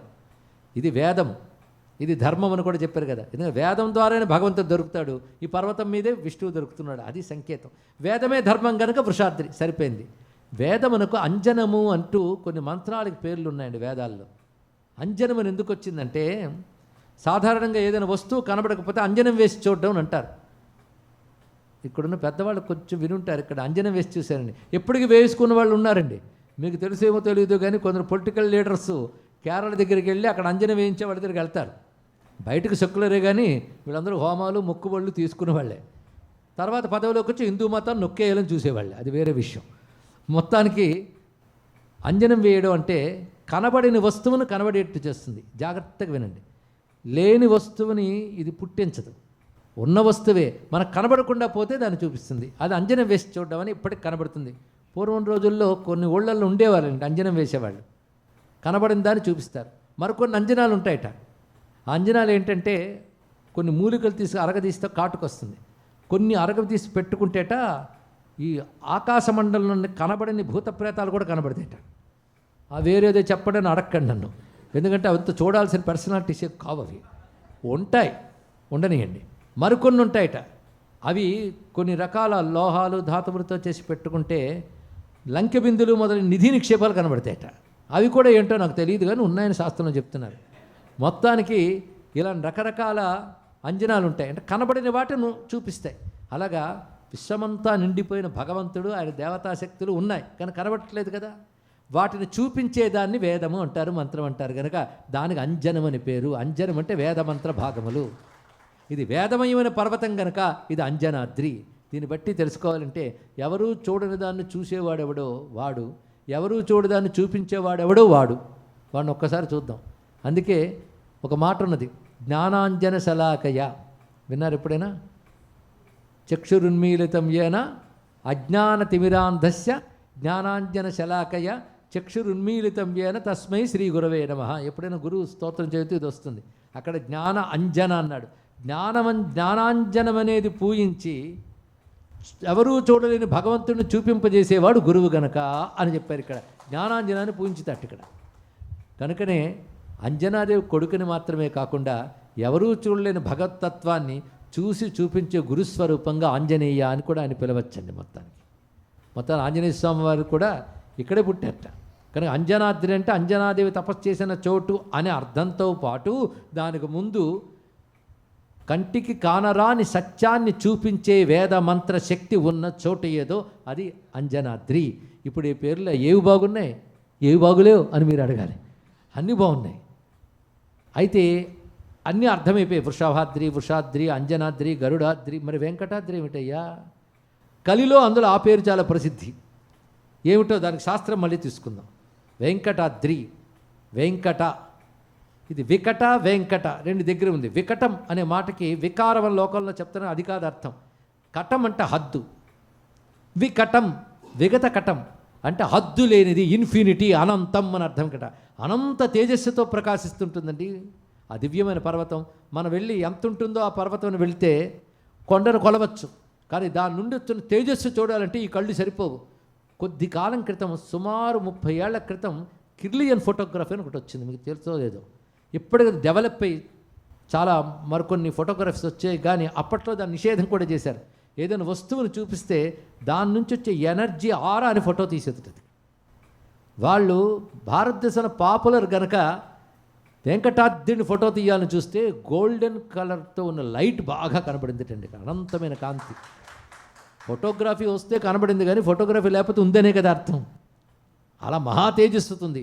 అందుకే బంగారు శిఖరాల బహుబ్రహ్మమయము అన్నాడు ఇక్కడ. బంగారు శిఖరాలు ఏది, గుడికి కాదు, పర్వతాల శిఖరాలే కాంతులతో మెరిసిపోతూ ఉంటాయి. అలాంటి మహాకాంతులతో ఉన్నటువంటిదండి, అనంతం. అందుకే దాని హద్దు లేదు కనుక వికటగిరి. అరాయికానే వికటే గిరింగచ్చ అనే మాటకి అర్థం అది. ఇక వెంకటగిరి మాటకు చూద్దాం. వెంకట అనే శబ్దానికి 2 రకాల అర్థములు చెప్తున్నారు ఇక్కడ. ఒకటి వేం పాపాని ఇది ప్రాహు కటహ తద్దాహముచ్యతే తస్మాద్ వెంకటశైలోయం లోకే విఖ్యాత కీర్తిమాన్ అని భవిష్యోత్తర పురాణంలో కనబడుతున్నటువంటి అంశం ఇక్కడ. వేం అంటే పాపరాశి, కటము అంటే దహించున్నది, పాపములన్నీ దహించే చోటు కనుక వెంకటాద్రి అని పేరు వచ్చిందయ్యా అని చెప్పారు. ఇంకొక అర్థం చెప్తున్నారు. వెంకటేశ వెంకటేశ వెంకటేశ అంటే ఒక మహామంత్రం. దానికి ముందు శ్రీ పెడితే 5 అక్షరాల మహామంత్రం అవుతుందట. దీని గురించి పురాణం ఏం చెప్తుందంటే, ఎవడి నోట శ్రీ వెంకటేశ అని ఉంటుందో వాడికి దేవతలు దండం పెడతారటండి. అంత శక్తి శ్రీ వెంకటేశ అనే నామంలో వస్తుంది. అలా ఇన్ని వాళ్ళు నా చేత అనిపించినందుకు మీ అందరికీ అభినందనలు. మీరు కూడా మనసులో నోరారా శ్రీ వెంకటేశ అనండి చాలు, ఇంకేముంటుంది ధన్యత. అంతకు మించిన మంత్రం ఉంటుందా? వెంకట ఈశ. ఈశ అంటే ప్రభువు. వెంకటగిరికి ప్రభువు కనుక వెంకటేశ, వెంకట రూపమైన ఈశ్వరుడు కనుక వెంకటేశ. ఈశ్వరుడు అంటే నాయకుడు, ప్రభువు అని అర్థం. ఆయన ప్రభువు అంటే జగన్నాయకుడు, ఆ నారాయణుడు. అది వెంకటేశ అనే నామంలో ఇంతవరకు పాపదహనం చెయ్యునది అని పేరు. ఈ పేరు కలియుగంలో బాగా పాపులర్ అవుతుంది. ఎందుకు చెప్పండి? మీరే చెప్పేస్తున్నారు, నేను చెప్పట్లేదు.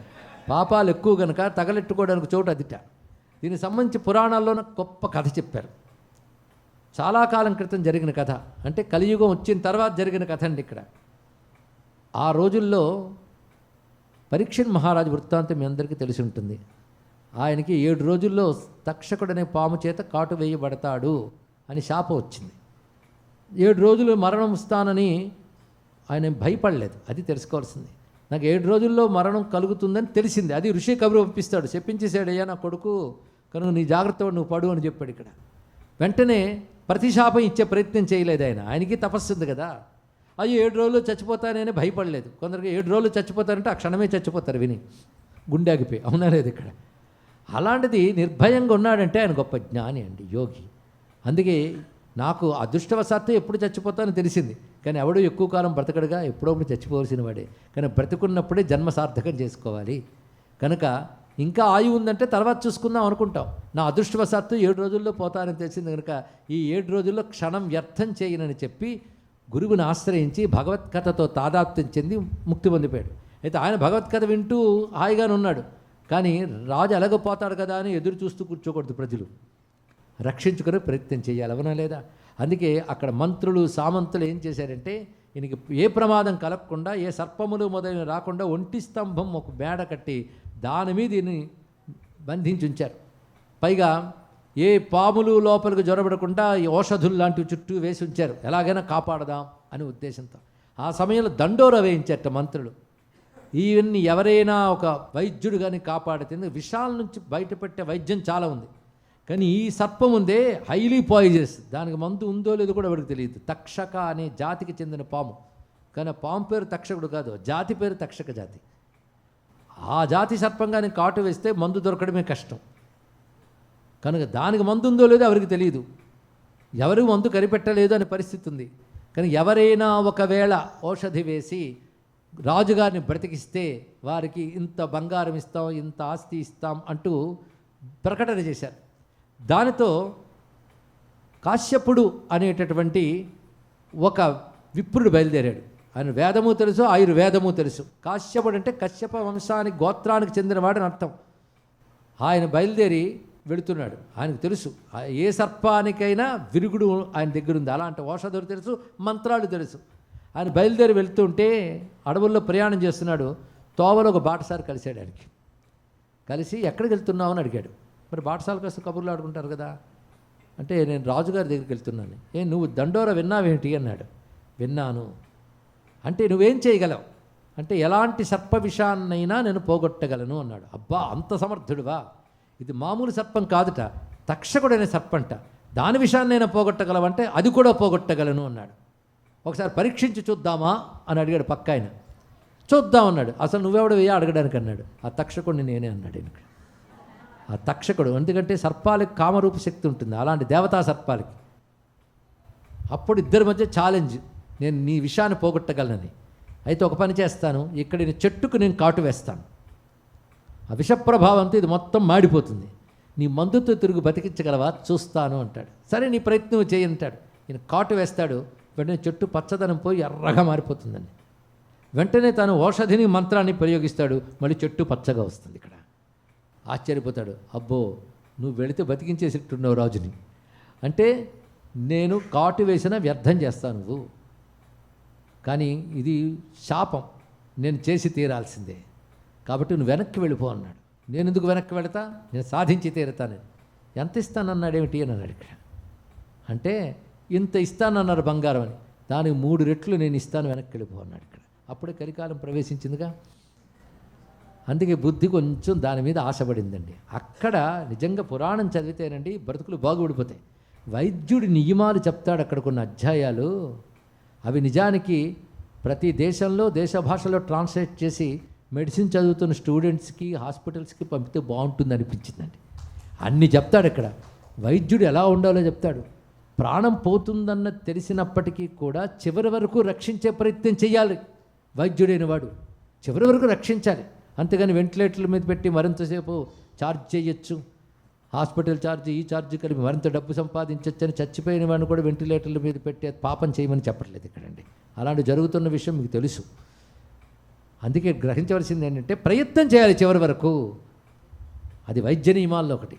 అలాగే డబ్బుకు కానీ మరొక దానికి కానీ అమ్ముడుపోకూడదు, చికిత్స చేయాలి అని నియమాలు. అయితే ద్వాపర యుగాంతం వరకు ఇవన్నీ సరిగ్గా జరిగాయి.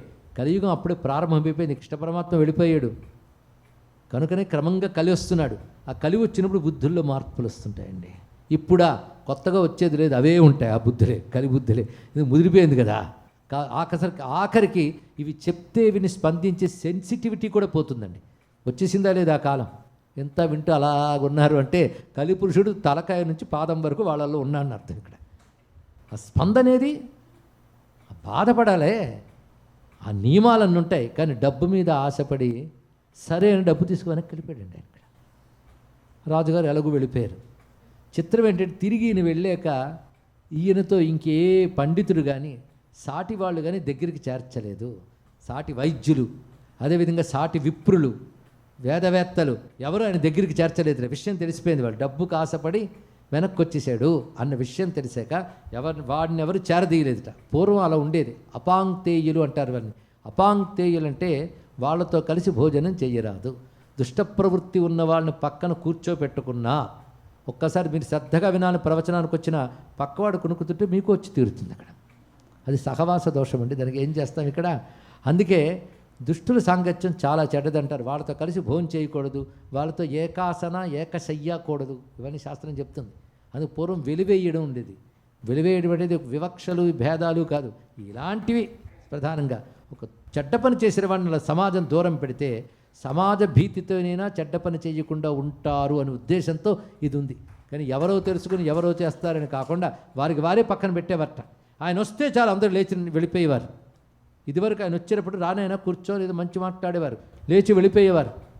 పెద్దలు ఎవరు చేరదీసేవారు కాదు. సాటి వైద్యులు కూడా ఆయనతో మొహం ఇలా చూస్తే పక్క తిప్పేసుకునేవారట. ఇది అవమానంలా బాధపడుతున్నాడు ఆయన. కొన్నాళ్ళకి సిగ్గు వేసిన తన మీద తనకి పశ్చాత్తాపం వస్తుంది కదా. అప్పుడేదో ఆసక్తి తీసుకున్న నెమ్మదిగా దిగుతుందిగా వేడి. అప్పుడు అనుకుంటున్నాడు, నేను చాలా తప్పు చేశాను, డబ్బు కోసమని చెప్పి ఒక నిండు ప్రాణం బలిగొన్నాను, సమర్థవంతుడినై చికిత్స చేయగలిగి కూడా నేను చేయలేకపోతున్నాను అని చాలా బాధపడి ఏడుస్తూ తానే ఊరు విడిచి ప్రాయశ్చిత్తం కోసం తిరుగుతున్నాడు. పూర్వం అదొకటి ఉండేది. కనీసం అయ్యో పాపం చేశాను అని పశ్చాత్తాపడి దాని నుంచి బయటపడాలని ప్రాయశ్చిత్తం కోసం ప్రయత్నించేవారు. ఇప్పుడు పశ్చాత్తాపము లేదు, ప్రాయశ్చిత్తము లేదు. నువ్వు చెప్పినా అర్థం కాదు. ఇందాక చెప్పినట్టు సెన్సిటివిటీ పోతుంది. ఏదో స్టోరీ చెప్తారంటే ఇవి చెప్తున్నారు, నిద్రపోతున్న మహానుభావులు కూడా ఉంటారు ఇక్కడ. ముందే చెప్పాను కదా, కలి ప్రభావం. ఈ మహానుభావుడు ప్రాయశ్చిత్తం చేసుకోవాలని వెళ్తున్నాడు. కనబడ్డ ప్రతి వాళ్ళని అడుగుతున్నట్టు, దీనికి ప్రాయశ్చిత్తం ఏమిటి? కనబడ్డ ప్రతి వాళ్ళని అంటే పండితుల్ని, దీని ప్రాయశ్చిత్తం ఏమిటని అడుగుతున్నాడు. ఎందుకంటే ప్రాయశ్చిత్త విధులు తనకు తెలిసినా పెద్దలను అడిగి చేయాలట. ఇది తెలుసుకోవాలి. అందుకని ఇంటి లైబ్రరీకి వెళ్ళి రిఫర్ చేసి ప్రాయశ్చిత్తం చూసుకుని నేను చేసేసుకుంటాను కుదరదుట. పెద్దవాళ్ళని అడిగి నేను పలానా తప్పు చేసేది ముందు యాక్సెప్ట్ చేయాలి, తర్వాత పశ్చాత్తాపడుతున్నా అని చెప్పాలి. ఎందుకంటే మనం తప్పు ఒకటి దగ్గర చెప్పం కదా, చెప్పేవంటే కొంత పోతుంది పాపం. అందుకే పాపం చెప్తే తరిగిపోతుంది, పుణ్యం చెప్పినా తరిగిపోతుందిట. కానీ మనం పాపాలు చెప్పని దాచిపెట్టుకుంటాం అంటే పెరుగుతాయి, పుణ్యాల చాటింపు వేస్తాం అందుకే తరిగిపోతాయి. తెలుసుకోండి ఇక్కడ. అందుకే తెలుసుకోవాల్సిన అవసరం ఇక్కడ. పాపం చేసినప్పుడు చెప్పగలండి, అందరి దగ్గర చెప్పక్కర్లేదు. కానీ కొందరు పెద్దవాళ్ళ దగ్గర, దేవుడి దగ్గర, గురువుల దగ్గర ఒప్పుకుంటే పాపం పోతుంది. అందుకు ఆయన తిరుగుతూ అడుగుతున్నాడు, ఋషులను అడుగుతున్నాడు, నా పాపం ఎలా పోతుందని. వాళ్ళు బాగా ఆలోచించి ఈ పాపానికి అక్కడ ప్రాయశ్చిత్తం లేదురా బాబు అన్నాడు. ఇక్కడ ఎంత పశ్చాత్తప్తుడవుతున్నాడు, అంత పశ్చాత్తప్తుడైతే కానీ ప్రాయశ్చిత్తానికి అర్హత రాదు, ఇది తెలుసుకోండి. అందుకని ప్రాయశ్చిత్తం చేసుకోవచ్చని ఆయన ముందే పాపం చేసేట. అప్పుడు ఆ ప్రాయశ్చిత్తం కూడా బాగు చేయలేదు. ఏదో తెలియకో తెలుసో పాపం చేశాడు, తర్వాత చేసేన పశ్చాత్తాపడితే అప్పుడు ప్రాయశ్చిత్తానికి అర్హత ఏర్పడుతుంది. ఈ పశ్చాత్తాపమే అయిపోతుంది. ఎందుకంటే ఎవరు ప్రాయశ్చిత్త మార్గం లేదనుకుంటున్న కొద్దీ ఇది ఇంకా బాధ పెరిగింది. బాధ అంటే పశ్చాత్తాపం అంటే తరువాత జరిగిన తపన. ఈ తపన బాగా పెరిగిపోతే భగవంతుడు దారి చూపిస్తాడు. అందుకే తప్పించిపోయి అయ్యో తప్పు చేసేనే అని బాధపడి ఇకపై చెయ్యను అని నిశ్చయించుకుంటే భగవంతుడు తప్పకుండా దయ చూపిస్తాడు. ఇది గుర్తుపెట్టుకుంటే చాలు ఇక్కడ. కానీ రెండు చెయ్యం కనుక పాపాలు అలాగే ఉంటాయి, ప్రాయశ్చిత్తం ఎప్పుడూ జరగదు. మహానుభావుడు అలా తిరుగుతూ ఉంటే ఒక దగ్గర సాకల్యుడు అని ఒక మహర్షి కనబడ్డాడు ఈ కాశ్యపుడికి. ఆయన పాదాల మీద పడిపోయి నేను ఇంత పాపం చేశానే, నాకు మార్గం ఏమిటి అంటే ఆయన ఒక్కసారి ధ్యానం చేసి ఇక్కడ కొంత దూరంలో భవ్యమైన సువర్ణముఖరి తీరంలో అద్భుతమైనటువంటి పర్వతం ఒకటి ఉంది. ఆ పర్వతంపై అధిరోహించి నువ్వు ఆ పైన ఉన్న శ్రీనివాస బ్రహ్మమును దర్శించు, నీ పాపంలో పోతాయని చెప్పాడు. ఇక్కడ ఆయన ఆనందపరసులో వెళ్ళి ఈ పర్వతం ఎక్కడ మొదలెట్టాడో లేదో ఈయన నుంచి ఒక పాప పురుషుడు బయటకు వచ్చాడు. ప్రతివాడిలోనూ వాడు చేసిన కర్మలు సూక్ష్మ రూపంలో ఉంటాయి, ఇది రహస్యం. పాపములు కూడా దాగి ఉంటాయి, అవి బయటకు వస్తే అంత ఉంటాయట. పురాణాల్లో ఇలాంటి కథలు కొన్ని కనబడుతూ ఉంటాయి. ఒకడు పురుషుడు బయటకు వస్తాడు నల్లగా, వాడు అంతవాడైపోతాడు. ఎవడరా అంటే నీలో ఉన్న పాపాలు రాసింది నేను అంటాడు. ఇక్కడ వాళ్ళేనూ ఉంటాడు. అందుకే ఉదయం పూట సంధ్యావందనం చేసినప్పుడు ద్రుపదాదివముంచతు అనే మంత్రం భావన చేసినప్పుడు ఈ పాప పురుషుడు ఎడమ నాసారంధ్రం నుంచి వచ్చినట్లుగా భావన చేసి వదిలిపెడతారు. ఇప్పుడు అలాంటి ప్రక్రియలు పాపం పోగొట్టుకోవడానికి చేయడం లేదు కనుక లోపల హాయిగా కాపురం పెట్టుకుంటాడు, ఏమీ పర్వాలేదు. ఇక్కడ మొత్తానికి ఎవరైనా సరే మంత్రజపం చేసిన, క్షేత్రానికి వెళ్ళిన, దీక్షతో ఉన్న వాడి పాపాలు దగ్ధమవుతాయి. అయితే ప్రతివాడికి దగ్ధమవుతున్నట్టు కనబడవు, కొందరికి కనబడతాయి. అది ఋషుల సంకల్పం వల్ల. ఇతనికి ఆశ్చర్యంగా ఈ కాశ్యపుడు వెళుతూ ఉంటే ఆయన నుంచి ఒక నల్లని పురుషుడు తగలబడుతూ వచ్చాడు బయటికి. ఎవడరా నువ్వు అని అడిగాడు. మరి తగలబడిపోతూ అంటున్నాడు, నిన్నాళ్ళు నువ్వు చేసిన మహాపాపమే ఆ రూపంతో ఉంది, అదే నేను వచ్చి దగ్ధమైపోతున్నాను అని చెప్పి పోయట. అమ్మాయా నీ పవిత్రుడై ఆనందంగా పర్వతమెక్కి వేం పాపాని ఇతి ప్రాహు కటహ తద్దాహముచ్యతే, పాపరాశిని దహనం చేసింది కనుక వెంకటాద్రి అనే పేరు సార్థకమయ్యింది. కనుక పాపరాశిని దహనం చేసే క్షేత్రం వెంకటాచలం. ఇది తెలుసుకుని పాపములు కలియుగంలో చాలా ఉంటాయి. నేనేం పాపం ఎరగనండి అనడానికి ఏం లేదు. ఎరిగి కొన్ని ఎరగ కొన్ని చాలా ఉంటూ ఉంటాయి. నీ అంతటి నువ్వు చేసినవి కొన్ని, పక్క వాళ్ళ ఇన్ఫ్లుయెన్సులు కొన్ని, ఇది అది అని చెప్పడానికి ఎందుకు. ఒక సిద్ధపురుషుడు ఈ మధ్యకాలంలో ఒక మాట చెప్పాడు, ప్రపంచం మొత్తం అధర్మం బాగా పెరుగుతుంది. ఎంత చెప్తున్నా నిర్లక్ష్యంతో తాగరానివి తాగి, తినరానివి తిని, చెయ్యరానివి చేస్తూ మహాపాపం పెరిగిపోతుంది. డబ్బుందనే అహంకారంతో విచ్చలవిడితనం పెరుగుతుంది. ఇవన్నీ కలిసి మూట కట్టి రకరకాల ప్రళయాలుగా, రకరకాల ఉత్పాతాలుగా ప్రపంచాన్ని బాధించే రోజులు వరుసగా రాబోతున్నాయని ఒక సిద్ధపురుషుడు చెప్పిన మాట అండి. ఇక్కడ వస్తాయి, పాపం యొక్క ఫలితం ఇది. కానీ ఇలాంటి పాపముల ఫలం నుంచి బయటపడాలి అనుకున్న వాడిని మాత్రం తరింపజేయడానికి క్షేత్రాల రూపంలో భగవంతుడు అనుగ్రహిస్తున్నాడు. అలాంటి భవ్యక్షేత్రం వెంకటాచలం. ఇప్పుడు మన కొండ ఎక్కకపోయినా వింటున్న వాళ్ళందరూ మధ్య మధ్యలో లేస్తూ వింటున్న వాళ్ళ గురించి నేను అనట్లేదు, కానీ ఎవరైనా పొరపాటున శ్రద్ధగా విన్నట్లయితే వారి మనస్సు తప్పకుండా ఇప్పుడు వెంకటాచలంలో ఉండాలి. అవునా లేదా? భావనతో వచ్చింది కదా, చాలు. భావనతో వెంకటాద్రి స్మరించినా చాలండి. మన పురాణాల్లో ఏం చెప్తారంటే, క్షేత్రాలన్నీ గొప్పవే, వెళ్ళగలిగితే మహా గొప్ప. వెళ్ళలేకపోయినా నువ్వు ఎక్కడుండి తలంచుకున్నా ఆ క్షేత్ర దేవతలు నన్ను అనుగ్రహిస్తారని చెప్పారు గనకనే మనం ఇక్కడ యోజనాల దూరంలో సముద్రాలు దాటిన తర్వాత ఈ ఖండాంతరంలో కూర్చొని వెంకటాద్రిని స్మరించినా మన పాపాలు దహనం చేయగలిగే శక్తి ఉంటుంది. ఎందుకంటే భక్తుడు ఎటు వెళితే అటు భగవంతుడు వస్తాడట. లక్షల మంది ఇప్పుడు చూడవచ్చు స్వామివారిని, కానీ ఎవరో కొంతమంది నిజమైన భక్తులు, స్వామి ఏదో ఇక్కడ బాగుంటుందని వచ్చేసాం, నేను విడిచిపెట్టి ఉండలేకపోతున్నామయ్యా, నువ్వు మా కోసం రావాలయ్యా అని ఏడ్చుంటారండి. వాళ్ళని అనుగ్రహించడం కోసం ఆ వెంకటపతి ఎందరినో ప్రేరేపించి ఈ భవ్యమైన ఈ పిట్స్బర్గ్లో ఈ పర్వతంపై నెలకొని మనల్ని అనుగ్రహిస్తున్నాడు. దయాస్వరూపుడు కనుక ఎక్కడుంటుంది వెంకటాద్రి అనుకోవద్దు, ఇదే వెంకటాద్రి, ఆయనే వెంకటేశ్వరుడు. ఆ కొండపుచ్చి వచ్చాం కదా, పాపములు నాశనమయ్యే స్వామిని దర్శించాం, ఇంకేం కావాలి? కానీ వెంకట పాపరాశిని దహనము చేసే ఈశా నాయకుడా నీకు నమస్కారము. అలాంటి పర్వతంపై ఉన్న నాయకుడు వెంకటేశుడు, పాపములు పోగొట్టే ప్రభువు వెంకటేశుడు అని విధాలు సరిపోయింది కదా. ఇది ఒక అర్థం. రెండవ అర్థం చెప్తున్నాం. ఇది మంత్రశక్తి పరంగా చెప్పే అర్థం. ఇంతవరకు చెప్పిన అర్థం ఆ పదానికి ఏ అర్థం ఉంటుందో పురాణం చెప్పింది, అది చెప్పేశాం. మంత్రం చెప్తాం చూడండి, మంత్రంలో అక్షరాలకు శక్తి ఉంటుంది. అందుకే మన భగవన్నామాలు ఎందుకు అంత గొప్పవంటే అర్థమైన అర్థం కాకపోయినా పనిచేస్తాయి ఇక్కడ. ఎందుకంటే ఒక మాత్ర అర్థమైన అర్థం కాకపోయినా వేస్తే పనిచేస్తుంది, అవునా లేదా? భగవన్నామాలు అలాంటివే, వాటిలో బీజాక్షర శక్తి ఉంటుంది. ఒకటి అర్థశక్తి, ఇంకోటి శబ్దశక్తి మంత్రానికి ఉంటాయి. శబ్దశక్తి ప్రకారంగా శాస్త్రమే చెప్తున్నటువంటి మాటలు విందాం. వేం అనే మాటకు చెప్తూ, వేంకారో అమృత బీజస్తు కటమైశ్వర్యముచ్యతే అమృతైశ్వర్య సంఘత్వాత్ వెంకటాద్రితి స్మృత. ఇది అర్థమండి. వా ఈం కట, 3 శబ్దములు ఉన్నాయి. వా ఈం కట, వకారం అమృత బీజం. ఎవరైనా మంత్రజపం చేసేవాళ్ళు ఎవరుంటే వాళ్ళకి తెలుస్తుంది. వం అనేది అమృత బీజం, రమ్ అనేది అగ్ని బీజం. ఇలా ఒక్క అక్షరానికి ఒక బీజం ఉంటుంది, శక్తి అది. కానీ వమ్ అనే బీజము అమృత శక్తి కనబడుతుంది. అందుకే వకారంతో ప్రారంభమయ్యే విష్ణు సహస్రనామ స్తోత్రం అమృత శక్తితో మొదలయ్యిందయ్యా అని పెద్దలు చెప్తారు. విశ్వం విష్ణుర్వషట్కార. కానీ వా అమృతం, ఈం అనేది శక్తి, శక్తికి సంకేతం ఇక్కడ. ఈం తాం పద్మినీం ఈం శరణమహం ప్రపజ్జే, తాం పద్మినీం ఈం శరణమహం ప్రపజ్జే అనగా మహాలక్ష్మి, మహాశక్తి, పరాశక్తి ఈం అనే మాటలో చెప్పబడుతుంది. కానీ వా అంటే అమృతం, ఈం అంటే శక్తి. కటం అనే మాటకు అనేక అర్థాలు ఉన్నాయి. ఇక్కడ అర్థం ఐశ్వర్యం. కటం అంటే ఐశ్వర్యం. ఇప్పుడు 3 అమృతము, శక్తి, ఐశ్వర్యము, ఈ 3 కలిసిన వాడెవడో వాడు వెంకటేశ్వరుడు. కానీ వెంకటేశ్వరుడు అంటే అమృతం, శక్తి, ఐశ్వర్యం కలిసిన మహామూర్తి వెంకటేశ్వరుడు. కానీ వెంకటేశ అని జపం చేస్తే అమృతత్వ శక్తి లభిస్తుంది. అమృతం అంటే 2 అపమృత్యువులు అకాల మృత్యువులు లేకుండా కాపాడుతుంది. అమృతం అంటే ఆనందం అని అర్థం. ఇక్కడ ఆనందమే అమృతం. కనుక ఆనందము మనకి అకాల అపమృత్యు బాధలు పోగొట్టేది వం, శక్తినిచ్చేది ఈం, ఐశ్వర్యం ఇచ్చేది కట, 3 ఇచ్చేవాడు వెంకటేశుడు. ఇది వెంకటేశ్వర అనే మాటకు ఉన్నటువంటి అర్థం. కనుక నమో వెంకటేశాయ అనేది మహామంత్రమైనదండి అన్నారు ఇక్కడ. అలాంటి ఈ పర్వతం గురించి మాట్లాడాం ఇంతవరకు.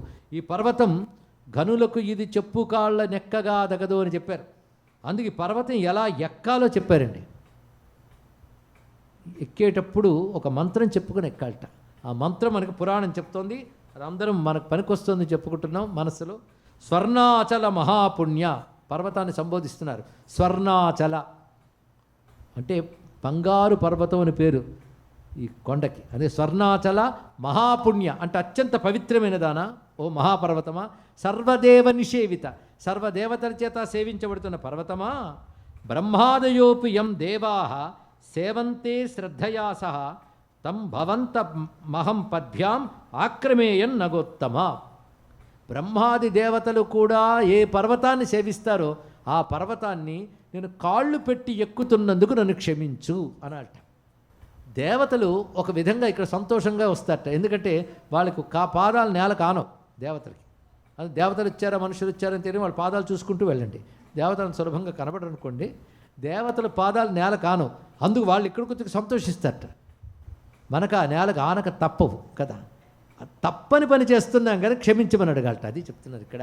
ఓ పర్వతమా, దేవతలు నీ మీద పాదం ఆనందుకు సంతోషిస్తారు. ఎందుకంటే సర్వం విష్ణు స్వరూపం అని చెప్పక పాదం వేయగలమా అండి? ఏదో మనకు కనబడదు కనుక పాదం వేసేస్తున్నాం కానీ చూడగలిగితే వేయలేం మనం. అందుకేనేమో కొన్ని కనబడకపోవడం వల్ల మంచిది అంటారు ఇక్కడ. అయితే కనబడకపోయినా ఉంది కదా, ఆ భావంతో కదా నువ్వు వెళ్ళావు పర్వతానికి. కాబట్టి ఆ భావంతో స్వర్ణాచల మహాపుణ్య సర్వదేవ నిషేవిత తం భవంతం అహం పద్భ్యాం ఆక్రమేయన్ నగోత్తమ. ఇంత మహా పవిత్రమైన నిన్ను పాదాలు పెట్టి ఎక్కుతున్నందుకు క్షమస్వ తదఘం మేజ్య దయయా పాపచేతసః. పాపాత్ముడు నన్ను క్షమించి ఈ పాదం వేసిన దోషాన్ని నువ్వు మన్నించి త్వన్మూర్ధని కృతావాసం మాధవం దర్శయస్వమే. నీ మూర్ధమునందు అంటే నీ శిఖరముపై ఉన్న మాధవుణ్ణి నాకు చూపించమ్మా అని ప్రార్థించాలి. కానీ వెంకటేశ్వర దర్శనం కావాలంటే ఏ రాజకీయ నాయకుడిని ప్రార్థించాలి, ఏ విఐపిని ప్రార్థించాలి కాదు, ఈ పర్వతాన్ని ప్రార్థించాలి అని చెప్పారు ఇక్కడ. నీ కొనపై ఉన్నటువంటి స్వామిని దర్శింపజేయమ్మ అని ప్రార్థయిత్వా నరస్త్వేవం వెంకటాద్రి నగోత్తమం తతో మృదుపదం గచ్చేత్ పావనం వెంకటాచలం. కొడుతున్నట్టు అలా నడవకుండా అత్యంత పవిత్రంగా మెత్తగా అడుగులు వేసుకుంటూ వెళ్ళాలట. అడుగడుగున భగవద్ అనుభూతితో ఆ కొండనెక్కాలండి. అంత అద్భుతంగా చూపిస్తున్నారు.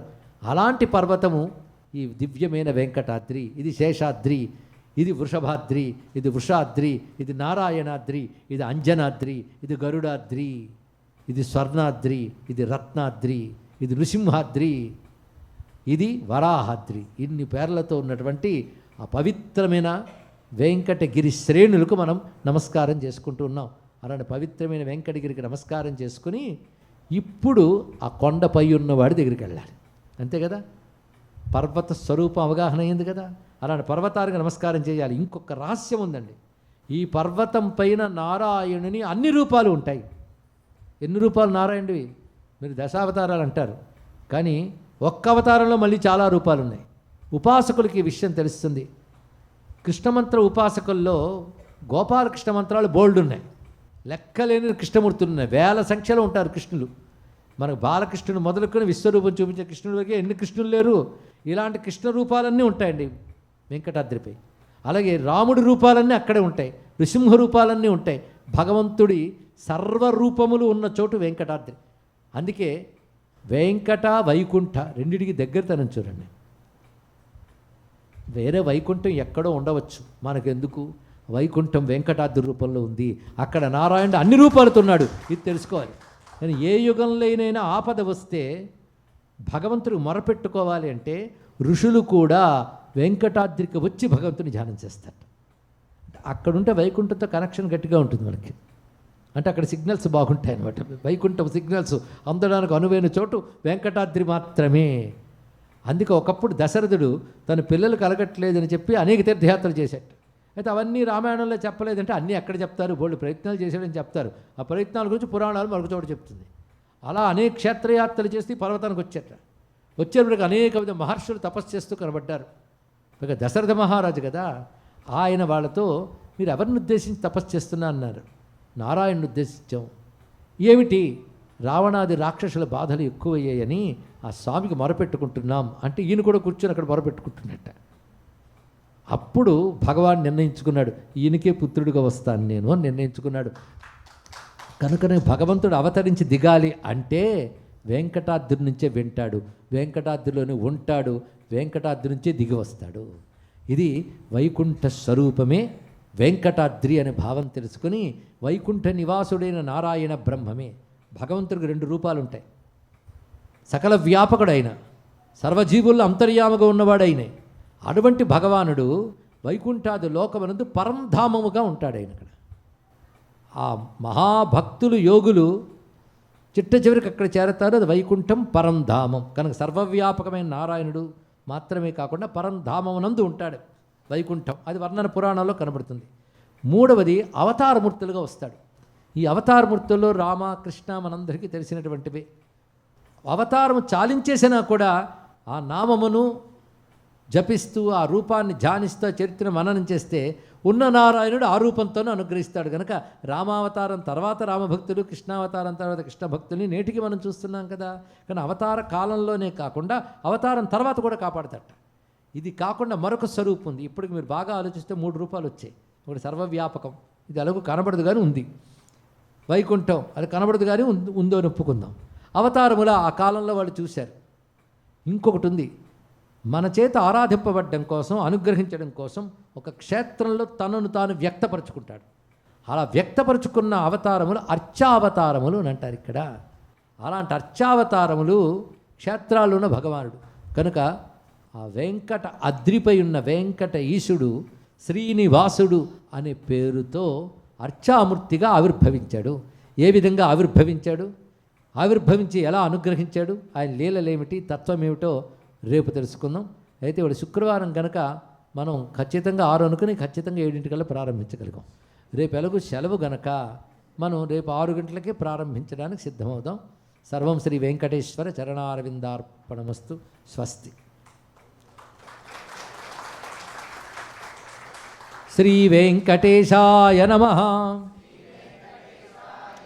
శ్రీనివాసాయ నమః. గోవిందాయ నమః.